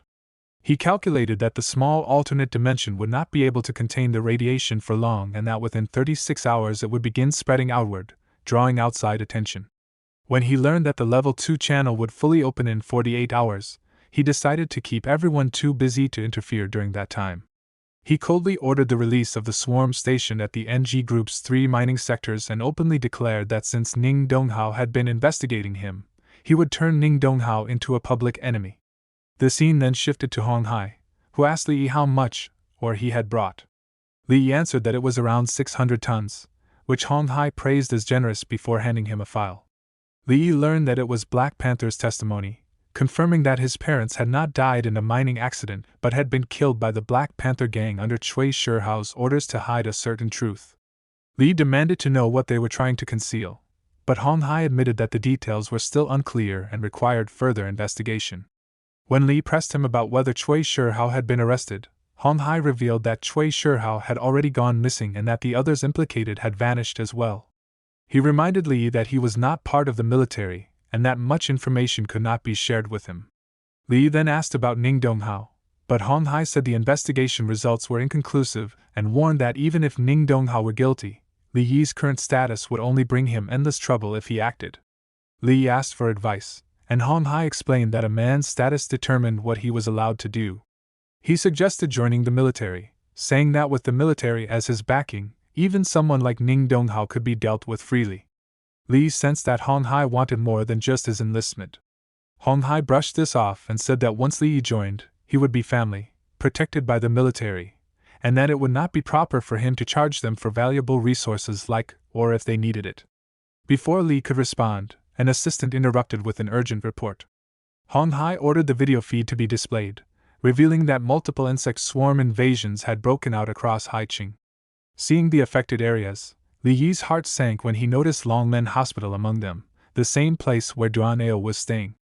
Panic surged through him as he immediately called Qin Xin and urged her to evacuate DONGHUA at once. As danger struck the hospital, Li shouted for her to get out immediately, knowing that the situation had already spiraled out of control. Chaos erupted inside the hospital as a guard shouted warnings and threw himself forward to hold back the insected, urging Qin Xin and DONGHUA to escape. DONGHUA weakly told Qin Xin to be careful as civilians fled in panic. Qin Xin was confused and frightened, unable to understand why insectids had appeared inside the hospital. DONGHUA urged her to leave first and not worry about him, but she refused, saying she would not abandon him. In the next moment, a monster struck her and sent her flying. Even after being knocked down, Qin Xin struggled to her feet. She shouted that even without combat skills, she was still AB rank advanced and could not run away and leave others behind. She rushed forward again but was struck once more and thrown aside, leaving the guard shouting her name in alarm. Far away, Li felt intense unease and realized Qin Xin was likely under attack. With no time to hesitate, he decided to try the new skill he had just awakened and reached out to her through their connection, calling her name and urging her to stand up. Qin Xin answered weakly and asked if he trusted her. Li replied without hesitation that he did, and encouraged her to show those insectids what she was made of. Fueled by his words, Qin Xin gathered her strength and attacked, slamming the monster to the ground. Shock filled her as she realized she had actually done it. Li appeared in time to catch her, lightly praising her strength. Overcome with fear and relief, she broke down crying and clung to him, admitting that she had truly believed she was about to die and would never see him again. Li comforted her and promised that it would never happen, saying he would always protect her. DONGHUA dryly interrupted them, asking if they could help him down before getting too emotional. Later, Qin Xin drank a recovery potion and stared in disbelief as her wounds healed instantly. DONGHUA was equally amazed by its effect. Soon after, a man approached them urgently and begged Qin Xin to help rescue a trapped medical team. He explained that they were stuck inside the Sector 7 alternate dimension mine, which was now crawling with insectids. Qin Xin was shocked, since those mining areas were supposed to be fully cleared. Li immediately recognized the danger and pointed out that Sector 7 mine belonged to the NG Group. At the entrance of the mine, an announcer repeatedly declared that the mine was collapsing and ordered all unauthorized personnel to leave immediately, warning everyone not to gather at the entrance. The crowd reacted in anger and panic, shouting that their family members were still trapped inside and accusing the NG Group of lying, insisting that the danger was clearly caused by insectids and not a collapse. Some people begged to be allowed in to rescue their loved ones, arguing that every moment of delay increased the danger. The announcer responded harshly, denying the existence of insectids and insisting it was only a collapse. He accused the crowd of spreading rumors and threatened force if they continued causing trouble. One man cried out that his brother had sent him a video proving insectoids were inside and questioned why rescue was being blocked even if it was a collapse. Instead of responding, the announcer ordered the arrest of those spreading rumors. Chin Sin arrived at the scene and mocked how the NG group abused its power. The announcer immediately challenged her, but Chin Sin demanded to know whether he would move aside or be forced to do so. He warned her that this was not Longmen 3rd Street territory and accused her of overstepping. Chin Sin firmly replied that her people were trapped inside and that saving them was not overstepping at all. The announcer threatened that if she forced her way in, the NG group would show no respect to Longmen 3rd Street. At that moment, Lee silently appeared behind the announcer and calmly pressed a dagger to his neck, suggesting it would be easier if he simply ordered his men to let them through. The announcer panicked and revealed his identity as the vice president of the NG group. Lee dismissed this and said that as a mere E-rank minor with no background, he was not afraid of the NG group. When someone tried to attack Lee, he calmly drifted back and avoided the strike. Ning Donghua soon arrived and demanded to know what was happening. The vice president rushed to complain, accusing Chin Sin of spreading rumors about insectoids and trying to force her way into the mine. Ning Donghua questioned Chin Sin and demanded an explanation. She explained that a medical team was trapped inside and had reported the mine was full of insectoids. Ning Donghua rejected this claim, stating that the NG group had spent 3 years clearing the mine before receiving the permit, and said he would ignore the matter out of respect for Qin Shaosheng. Li stepped forward and questioned whether Ning Donghua was truly fooled by his subordinates, or simply did not care about the lives of ordinary people. Ning Donghua angrily struck the ground and told Li it was not his place to lecture him.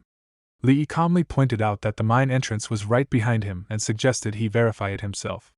Ning Donghua refused, calling it baseless nonsense, and saying he would not waste time checking.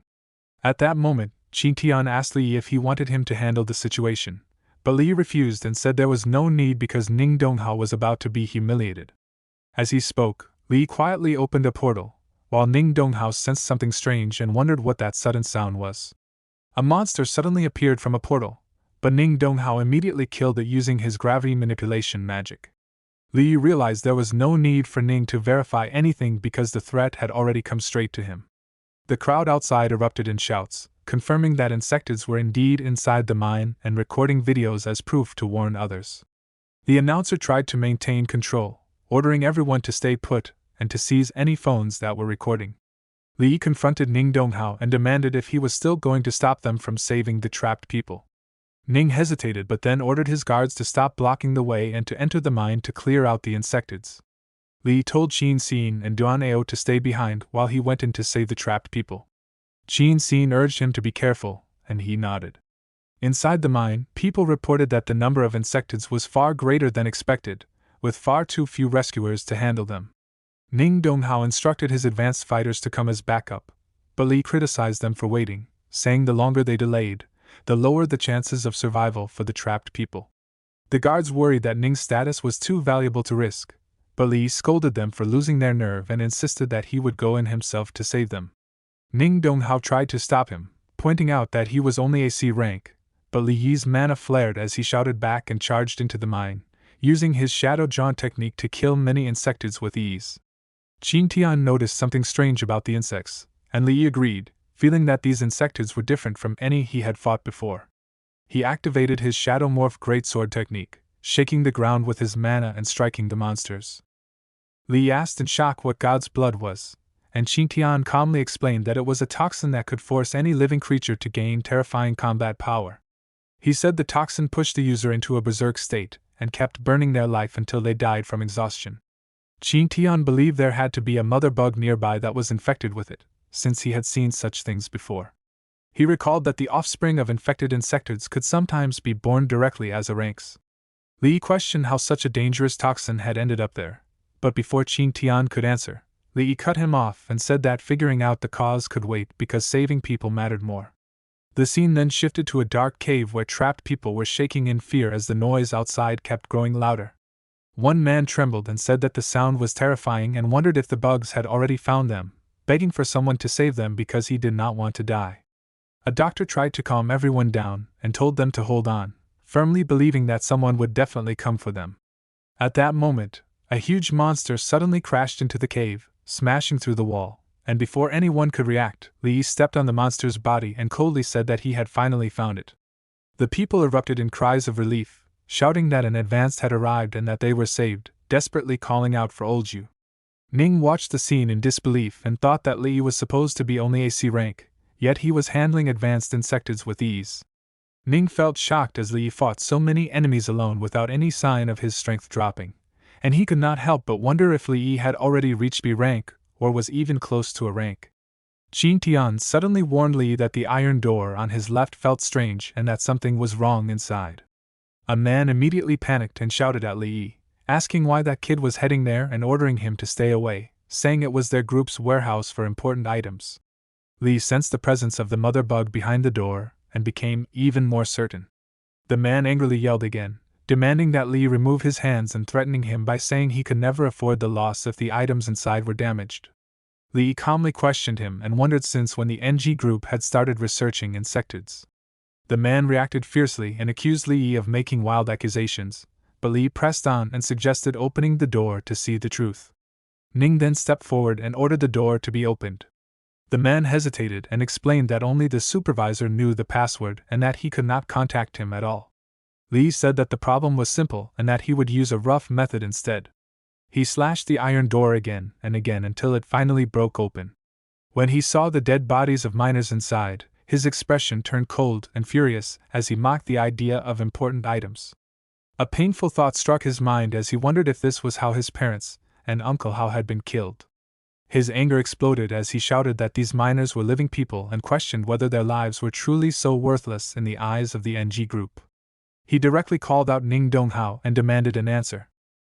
A man suddenly shouted in disbelief when he recognized an ID tag, realizing it belonged to old Wang, who was said to have died in a mine collapse 2 years ago, yet his tag was found here. Ning was shaken and angrily demanded to know what was really happening. Li coldly pointed out that the truth was obvious, and said that someone had been feeding the miners to the mother bug as food. Ning turned furious and shouted at the man, ordering him to explain everything clearly. The man broke down and claimed he had only done it for the benefit of the NG group, explaining that 3 years ago they finally acquired the mine but later discovered a hidden mother bug underground. To avoid affecting the mine's operations, he chose this method. Li Yi's mana surged around him as his anger exploded, and he accused the man of feeding living people to that disgusting bug. Ning tried to stop Li Yi and questioned what he thought he was doing, while the man desperately begged Ning to save him. Ning then said this was an internal matter of the group and insisted it was not Li Yi's place to interfere. Li Yi responded sharply and said that if not 1,000, then at least hundreds of miners had died there, and questioned whether Ning was still trying to protect his vice president. The surrounding miners erupted in rage, shouting that the man was a murderer and demanding justice, declaring that miners were human too and that those responsible should be punished severely. The man panicked and shouted at the guards to do something, ordering them to drive the miners away, while insisting to Ning that he had no choice. Qi Tian calmly asked Li Yi if he should kill the scum himself. Li Yi stopped him and said there was no need, stating that this was a perfect opportunity and that the man should also experience what it felt like to become food for the bugs. The man desperately tried to defend himself and told Ning that although the mother bug was only B rank, once its life was threatened it would enter a berserk state and reproduce wildly. He warned that when that happened, the mine would be sealed off and the NG group would suffer losses that could never be repaired. Ning clenched his fist and angrily shouted that the man was only worried about his own position in the group. At that moment, a violent blast shook the ground, and the mother bug suddenly appeared. The man screamed in terror when he saw it and tried to flee, crying that he did not want to die, but the monster caught him easily. He screamed for Ning to save him, but Ning coldly said that his existence only brought shame to the group and told him to go to hell together with the beast. In the same instant, Ning struck and killed both the man and the mother bug. Li Yi calmly spoke afterward and pretended to be surprised, wondering how the mother bug had rushed out so suddenly. He then expressed fake concern and said it was fortunate that Ning had not been injured, since that would have been troublesome. Ning stared at him and asked if Li Yi had been the one who forced the mother bug out. Li Yi casually admitted that he was only helping to deal with the mother bug, but mocked that he did not expect the NG group to have not only disobedient subordinates, but even unruly bugs. He then warned Ning not to act recklessly and advised him to save his strength, reminding him that the media already knew what had happened and that he should think carefully about how to explain it. Ning glared at Li with hatred and vowed that sooner or later he would make him pay the price. Li replied calmly and said that he would be waiting. Li calmly said that the NG group would probably just apologize, pay some money, and let everything pass. He then brought the topic back to God's blood and asked Qin Tian to explain it clearly. Qin Tian said that God's blood only existed in the forbidden land of the Blood Clan, which was in the third layer. He said it should have been impossible for it to appear here. Li was confused and asked about the Blood Clan, saying he had never heard of them. Qin Tian explained that even the weakest among them were S rank, which was why they were imprisoned in the inner layer of the otherworld prison. Li was shocked and asked if even their newborns were S rank. Qin Tian clarified that the Blood Clan was not a true race but a name for creatures that adapted to God's blood. He said not everyone survived, but those who did became at least S rank. Li thought about the danger if a member had escaped, but Qin Tian denied it and said the world would have been destroyed if that happened. Qin Tian left in the middle of their conversation, saying Li Yi's mating partner had arrived. Soon after, Qin arrived excitedly and said she was moving in with Li Yi. He was startled and said it might be a bad idea because her father would be angry. Qin ignored him and complained that her father was hiding new skills from her to keep her from getting stronger. Li told her she was already strong as AB rank advanced and reminded her she had even defeated AD rank in Sector before. Qin said she did not need comfort and admitted she knew Li had used a buff skill on her back then. She said even with help she was only slightly stronger than a normal person and firmly said she wanted to become stronger so she would not be a burden to him. Li gently patted Qin's scene and told her she had never been a burden to him. She looked up and asked softly if that was really true. Nearby, Xiaoshang watched angrily, thinking Li should be careful and blaming DONGHUA for not protecting her properly. Li then casually said that although Qin's scene was not a burden, her father definitely was. Xiaoshang quickly changed his tone and told his daughter to trust him, insisting there was no secret way to awaken skills. Qin Xin shouted back that he was lying because she had heard him talking about it with Uncle Hong. Xiaoshang panicked and said the matter was classified. Qin Xin refused to go home unless he told her, and Xiaoshang finally agreed to explain. He revealed that there was a way to advance quickly and awaken new skills. 10 years ago, during a battle against the level 2 channel, a few people had advanced and awakened new skills after long exposure to high concentration radiation. Those cases were rare, and the survival rate was less than 1%, which was why he had never told her. Li realized this might mean the level 2 channel that could appear soon was man-made. Xiaoshang admitted he and General Hong suspected Cui Shihao's experiments might be an attempt to open a level 2 channel, but it was unlikely because it would require too many people willing to risk death. Elsewhere, Cui Shihao asked Matt if the people below looked afraid of dying. Matt said they seemed normal, but Cui Shihao explained they were terrified and only kept working because they believed the radiation would make them advance instead of killing them. In a cage, a patient begged Cui Shihao for medicine, claiming he was a rank and useful. Cui Shihao coldly said without the medicine they would die even if they became S rank and added that if their raw materials regenerated faster, they could have turned more people into S rank and built an army strong enough to conquer the world. The system announced that radiation levels were rising rapidly and had reached 100%, signaling that the level 2 channel was fully open and all systems were functioning normally. Cui Shihao felt a wild surge of energy inside him for the first time in years, and his subordinates cheered in excitement, celebrating their success. Suddenly the system warned of a massive influx of alien creatures, and people panicked as they realized the beasts were of the S rank. Cui Shihao remained calm, reminding everyone that they all had God's blood in their veins and believed the beasts would not attack them. Matt warned that if they ignored the creatures, they could break into Haiqing City. Cui Shihao smiled at the chaos, thinking it was perfect that the animals would fight the city's people while he could grow under the radiation, and soon become an S rank to redefine Haiqing's order. In the city, officers told everyone to stay alert and check the perimeter, and a soldier reassured them that their patrols kept the area safe. Suddenly, a thunder wolf of a rank appeared, and the soldiers panicked, calling for command and reporting that Patrol Squad 6 was under attack. Meanwhile, Xiaoshang begged Qin Xin to come back with him, but she refused. Qin Tian and Li sensed that something was wrong. Qin Xin asked Li what was happening, and he realized AB rank Tiger Wolf was nearby and told DONGHUA to protect her. Li rushed forward, slashing his sword and throwing the beast away. Xiaoshang was shocked to see a B-rank beast and asked how it had appeared, while Li explained that it was not just in one place and that he could sense the presence of more beasts inside the city. The scene moved to the military Haiqing temporary command post where chaos had erupted.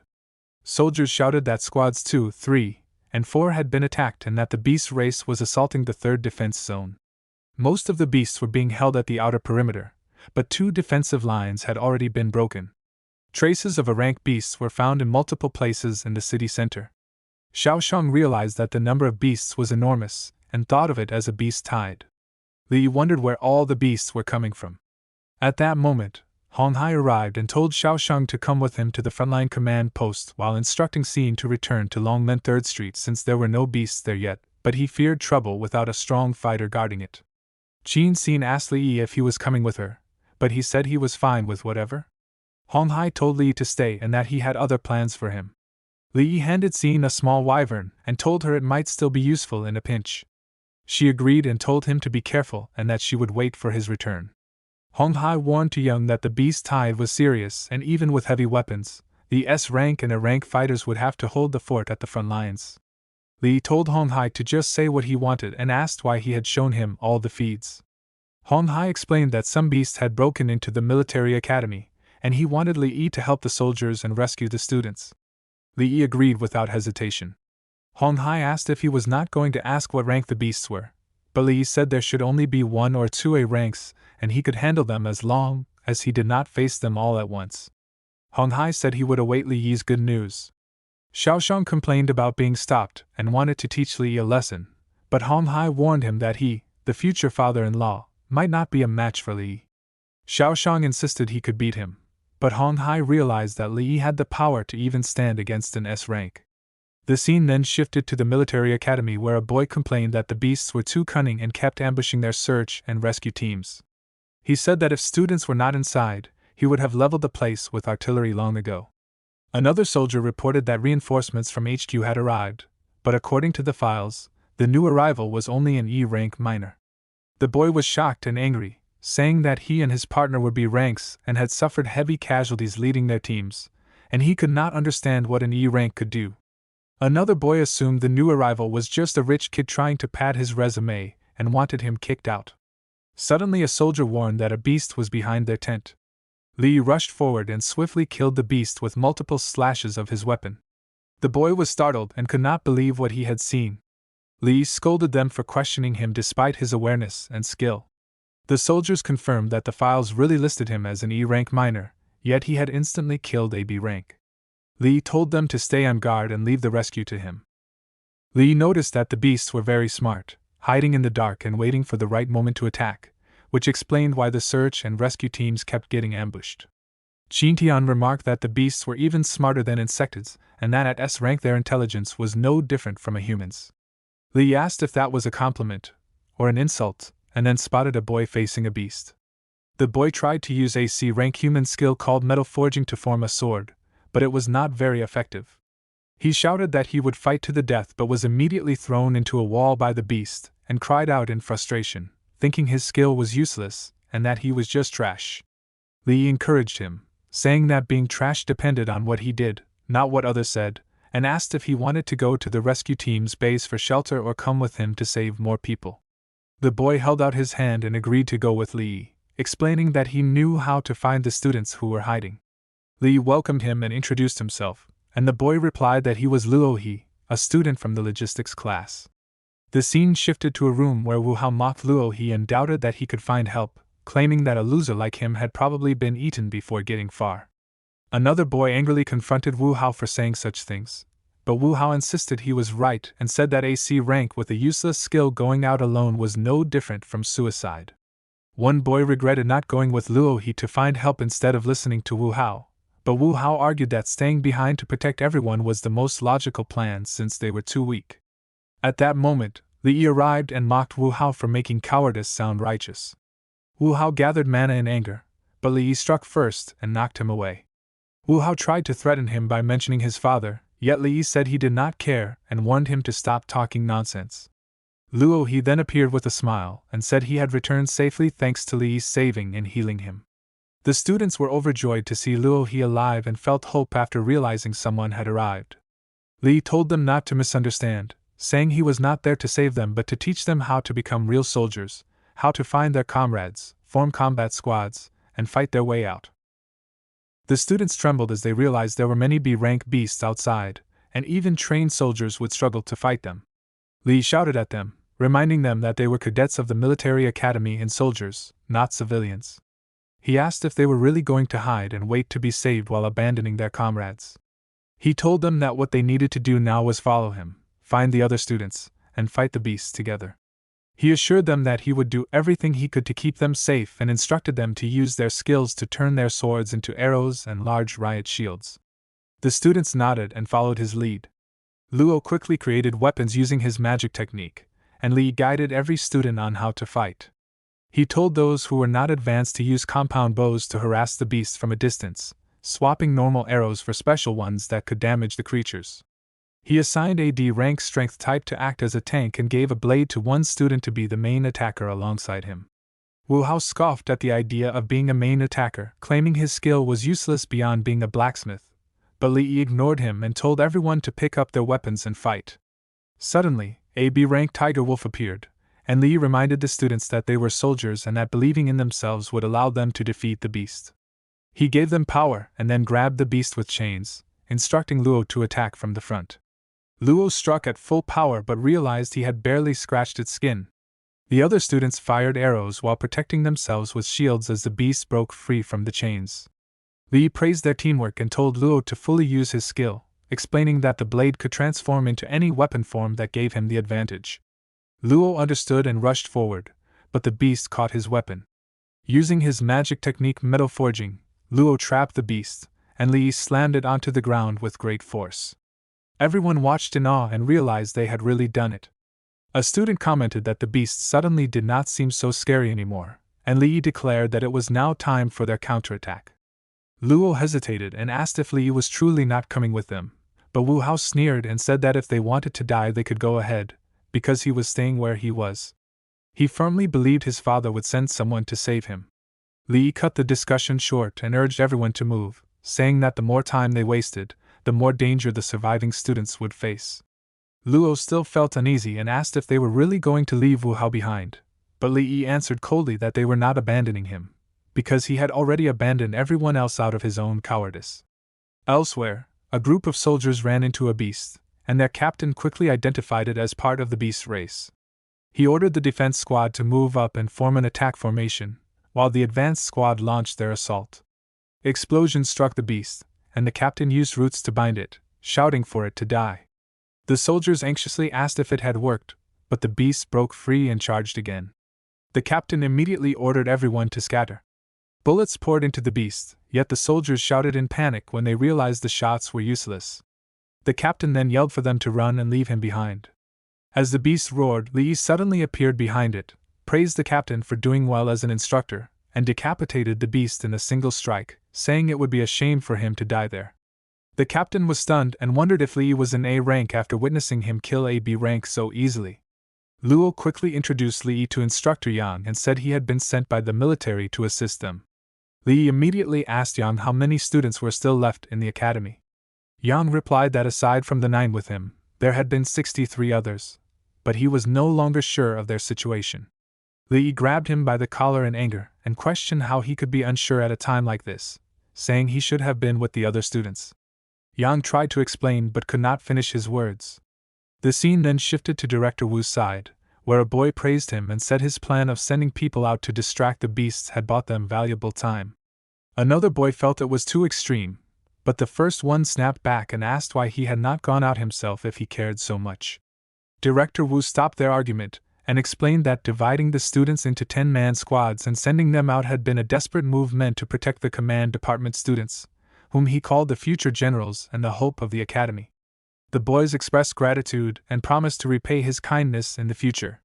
At that moment, Li arrived and angrily exposed the truth, saying that Wu had done all of this just to save these cowardly people, sacrificing 60 students in 6 squads so they could later repay his so-called kindness when they rose to power. A boy angrily demanded to know who Li was and said it was not his place to speak. Instructor Yang stepped forward and coldly pointed out to Director Wu that he had set up quite a scheme. The boy was shocked to see Yang and questioned why he was not guarding the perimeter as ordered, accusing him of disobeying commands by bringing people back. Director Wu then noticed Luo He and Song Kui and asked why they were there, reminding them that he had assigned them to accompany his son Wu Hao for training in an off-campus C-rank alternate dimension. Luo calmly explained that Wu Hao claimed he was too tired and stayed in the dormitory, refusing to go. Director Wu's expression darkened as he demanded to know where Wu Hao was now. Luo answered that Wu Hao had refused to come with them, so they had no choice but to leave him at the West District Gymnasium. Wu exploded in rage and shouted that they had abandoned his son, accusing them of committing a serious violation of military discipline and even a crime. He moved to strike Luo, but Li stepped in and blocked the punch. Li coldly accused Wu of being a B-rank advanced who had failed to protect his students, and instead sent them to their deaths. Wu roared back that it had all been a strategic necessity, and questioned who Li thought he was to challenge him. Li replied sharply that his own order to abandon Wu Hao had also been a strategic necessity. Director Wu hesitated as he sensed Li Yi's strength and realized he was an A rank, especially one so young, possibly from a powerful family, and decided it was better not to clash with him directly. He then ordered Instructor Yang to take his men and follow him to rescue Wu Hao at once. Li immediately countered by giving his own orders, telling Instructor Yang to use the radio to contact all students and have them gather there immediately, and instructing Luo to collect every usable gun and all the ammunition he could find. Instructor Yang and Luo answered firmly, and carried out the orders. Wu angrily questioned what right Li had to give orders and warned that gathering so many people would alert the beasts outside. Li coldly replied that his patience was limited and told Wu to shut his mouth if he did not want to die. He then turned to the students and said they all understood the danger outside. He told them they had two choices: either hide there and pray the beasts never found them, or pick up weapons and fight their way out with him to carve a path of survival for themselves and their comrades. Wu mocked the idea and claimed the weapons were useless against B-rank beasts, accusing Li Yi of sending the students to their deaths. Li Yi immediately proved him wrong by attacking Wu and calmly asking him to test whether the weapons truly did not work. Wu was shocked when the bullet pierced his defense, unable to believe its hardness. Li explained that Luo He had coated all the weapons with special metal, and as long as everyone worked together, killing the beasts outside would not be a problem. The students burst into excitement and shouted that they could finally fight back, saying they were tired of feeling helpless and eager to counterattack and break out. Wu shouted in fury and reminded Li Yi that he worked for the city lord, questioning whether Li Yi dared to treat him this way. Li Yi replied coldly that Wu should be grateful his B-rank strength was still useful to the students, otherwise he would have thrown him outside long ago to be fed to the beasts. Li said he would lead a squad as the vanguard to clear the way and reduce danger as much as possible, while the rest of the students were told to follow their combat training and maintain squad formation as they moved. He activated his magic technique Soul Protection, and a screen appeared showing that Soul Protection had been acquired and that his combat power and defense were boosted. Li reminded everyone that this was real combat and not a drill, warning them there would be no second chances. He then entrusted Instructor Yang with bringing up the rear together with the students. In his heart, Li realized that Soul Protection did not work on people who held ill intentions toward him. He then coldly assigned Director Wu, as a B rank, to lead the attack group for the students and face the beasts head-on, making it clear that he was not asking for opinions. Li told him this was his chance to atone for his sins and warned that if he dared to desert or try anything suspicious, he would kill him without hesitation. Elsewhere, soldiers were alarmed by the loud noise and thought it sounded like a company-level battle, quickly sending a nearby drone to investigate. When they checked the feed, they were stunned to see students fighting beasts in an organized formation, with combat power and defense far higher than expected. The beasts were clearly being pushed back. Their shock deepened when they recognized Li Yi as the one leading them, unable to understand who he really was. Back on the battlefield, Li calmly called out the positions of beasts at 4 o'clock and 10 o'clock and handed them to Instructor Yang. Yang immediately ordered the squads to split up and attack. Gunfire erupted as bullets poured into the beasts. Li then warned everyone to brace for impact before leaping high into the air. With a decisive sword slash, he wiped out everything in his path, and the resulting blast shook the ground violently. Luo felt shocked as he watched the battlefield and thought it was unbelievable that so many beasts had been taken down in an instant, secretly admiring Li Yi and wishing he had that kind of power. Li then asked Qin Tian if he had already reached a rank. Qin Tian explained that the gap between B rank and A rank was huge and told him that with his weak physique, it was impossible to cross it so fast. He said Li was only able to deal with the B rank tiger wolves so easily because of the shadow enhancement, and warned that against a real A rank beast, Li would still need his help. Li calmly replied that once he escorted the students to safety, he would come back and try his luck against an A rank tiger wolf. After clearing the open area, he ordered everyone to rest for a while. Soon after, a soldier rushed over with bad news, reporting that Director Wu and the command department students had disappeared and might have gone toward the West District Gymnasium to look for Wu Hao. Instructor Yang asked if they should go support them, but Li rejected the idea and said the route to the West District required crossing a dangerous open field, so they would stick to the nearest and safest path. At the same time, Director Wu led his group away from the main force, brushing off concerns by claiming that staying with Li was the real danger. He believed the main group was drawing the beasts away and felt confident since they had not encountered any beasts along the way. However, the mood suddenly changed when a terrified soldier spotted a large number of beasts ahead, including higher-ranking ones. Wu was stunned and tried to reason that Li Yi's group had passed through earlier, but then realized the beasts might have gathered there after hunting. With no way to bypass the area to reach the gymnasium, a soldier suggested retreating, but Wu firmly refused. Li calmly assessed the situation and said they were still 3 kilometers away from the military rescue team. He noted that there were fewer beasts in the area and that the terrain favored them, so he decided they would rest for 15 minutes before moving again. Suddenly, a violent blast shook the ground, and Instructor Yang immediately demanded a report from the sentry, suspecting grenade explosions. A soldier hurriedly reported that someone was throwing grenades in their direction and confirmed it was Director Wu and his group. The explosions were drawing a large number of beasts over, including suspected A ranks. Another soldier praised the director and said he had cleverly lured the beasts away. Director Wu coldly stated that he only hoped they could hold out longer and buy his group more time. As beasts began entering the barrier, Li quickly judged that there were over a dozen B ranks and 2 A ranks nearby. He explained that if they stayed hidden, they would be discovered sooner or later, and forcing their way through was impossible. He decided that the only option was for him to go out alone and draw the beast's attention, ordering Instructor Yang to lead the students and retreat immediately. Luo protested and said it was too dangerous, offering to fight alongside him. Li firmly refused and told them all to evacuate, explaining that he could not guarantee he would draw every beast away. He placed the responsibility of protecting the students on them and reassured everyone that if he was alone, he was confident he could escape safely even if he could not win. From a distant observation point, staff stared at the drone feed in shock and confirmed the presence of A rank beasts, urgently notifying headquarters to send A rank support. One man watched Li on the screen and could not believe what he was seeing, questioning whether that kid was truly planning to face multiple A rank beasts alone, and calling him completely insane. On the battlefield, Li clashed with the beasts as they blocked his attacks and struck back, only to be stopped again. Qin Tian appeared and casually pointed out that there were 2 A rank tiger wolves, asking if Li could handle them. Li replied with a grin and teased that Qin Tian looked even more excited than he was, guessing his hands were itching for a fight. Qin Tian scoffed and claimed he was only worried Li would get beaten. Li laughed it off, told him to beg if he wanted help, and remarked that everyone had arrived. He then said they should deal with the annoying ones first and activated his shadow domain. Instructor Yang urgently ordered everyone to retreat at once and told them to keep moving together. Luo suddenly pointed behind them and told the instructor to look, saying that what they saw looked like a skill released by Mr. Li. Yang was stunned as he watched the scene and wondered if this was truly Mr. Li's real power, questioning who Li really was.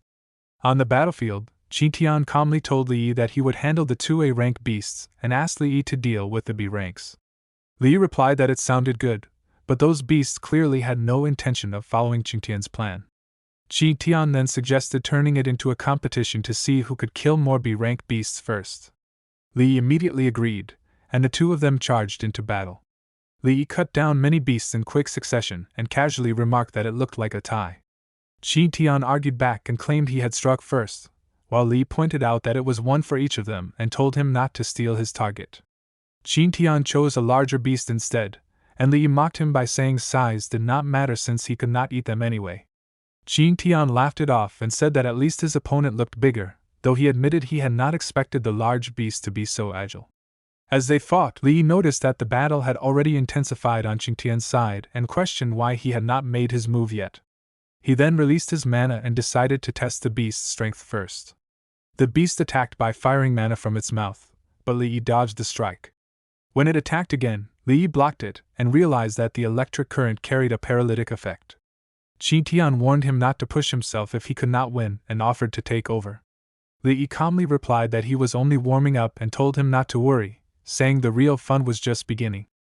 Qingtian told Li that he looked forward to his performance, and Li replied calmly that the feeling was mutual, advising him not to push himself if he could not win. Qingtian then rushed forward and declared that Li should watch closely, saying this was what a ranked combat looked like. He slashed his sword at the beast and mocked it, confident that it could not block his attack. The beast opened its mouth and fired a mana beam, but Qingtian blocked it easily and scolded the creature for daring to challenge him. He then formed a huge shadow foot and slammed it down, only for the beast to create a shield around itself. Qingtian sneered and said he wanted to see how long that shell could last, repeatedly stomping on the shield with overwhelming force. Li watched the fight and thought that Qingtian's bad habit of stepping on enemies had returned, yet he could clearly feel that Qingtian's control over shadow energy was far more refined than his own. Just then, another beast attacked Li, but he blocked it by using Shadow Jaunt and firmly stated that its opponent was him. Outside the battlefield, a soldier suddenly shouted that someone had come out. Director Wu stepped forward and asked who the commander was. Gao Ao immediately reported himself as Student Second Lieutenant Gao Ao. Director Wu acknowledged him and praised him for reaching such a rank only a few years after graduation. Gao Ao asked if Director Wu understood the situation inside, and Wu explained that the area was filled with beasts, including a ranks. He said he had barely escaped after leading the students in a desperate resistance, and that his strength was limited, allowing him to save only 3 students while the rest were left behind. Gao Ao comforted him and said he had done his best. Another man supported this and said they would have died without the director. Soon after, a soldier rushed over and reported that dozens more students had escaped and urgently requested reinforcements from headquarters. He added that Mr. Li was holding back 2 A-rank beasts alone to ensure everyone could retreat safely and stressed that there was no time to waste. Director Wu clenched his teeth and muttered angrily, questioning why those people had not died. Wu Hao nervously asked his father what they should do and whether the survivors would speak out. Director Wu replied coldly that silencing them would be easy, but the real problem was Li, and he declared with hatred that Li had to die.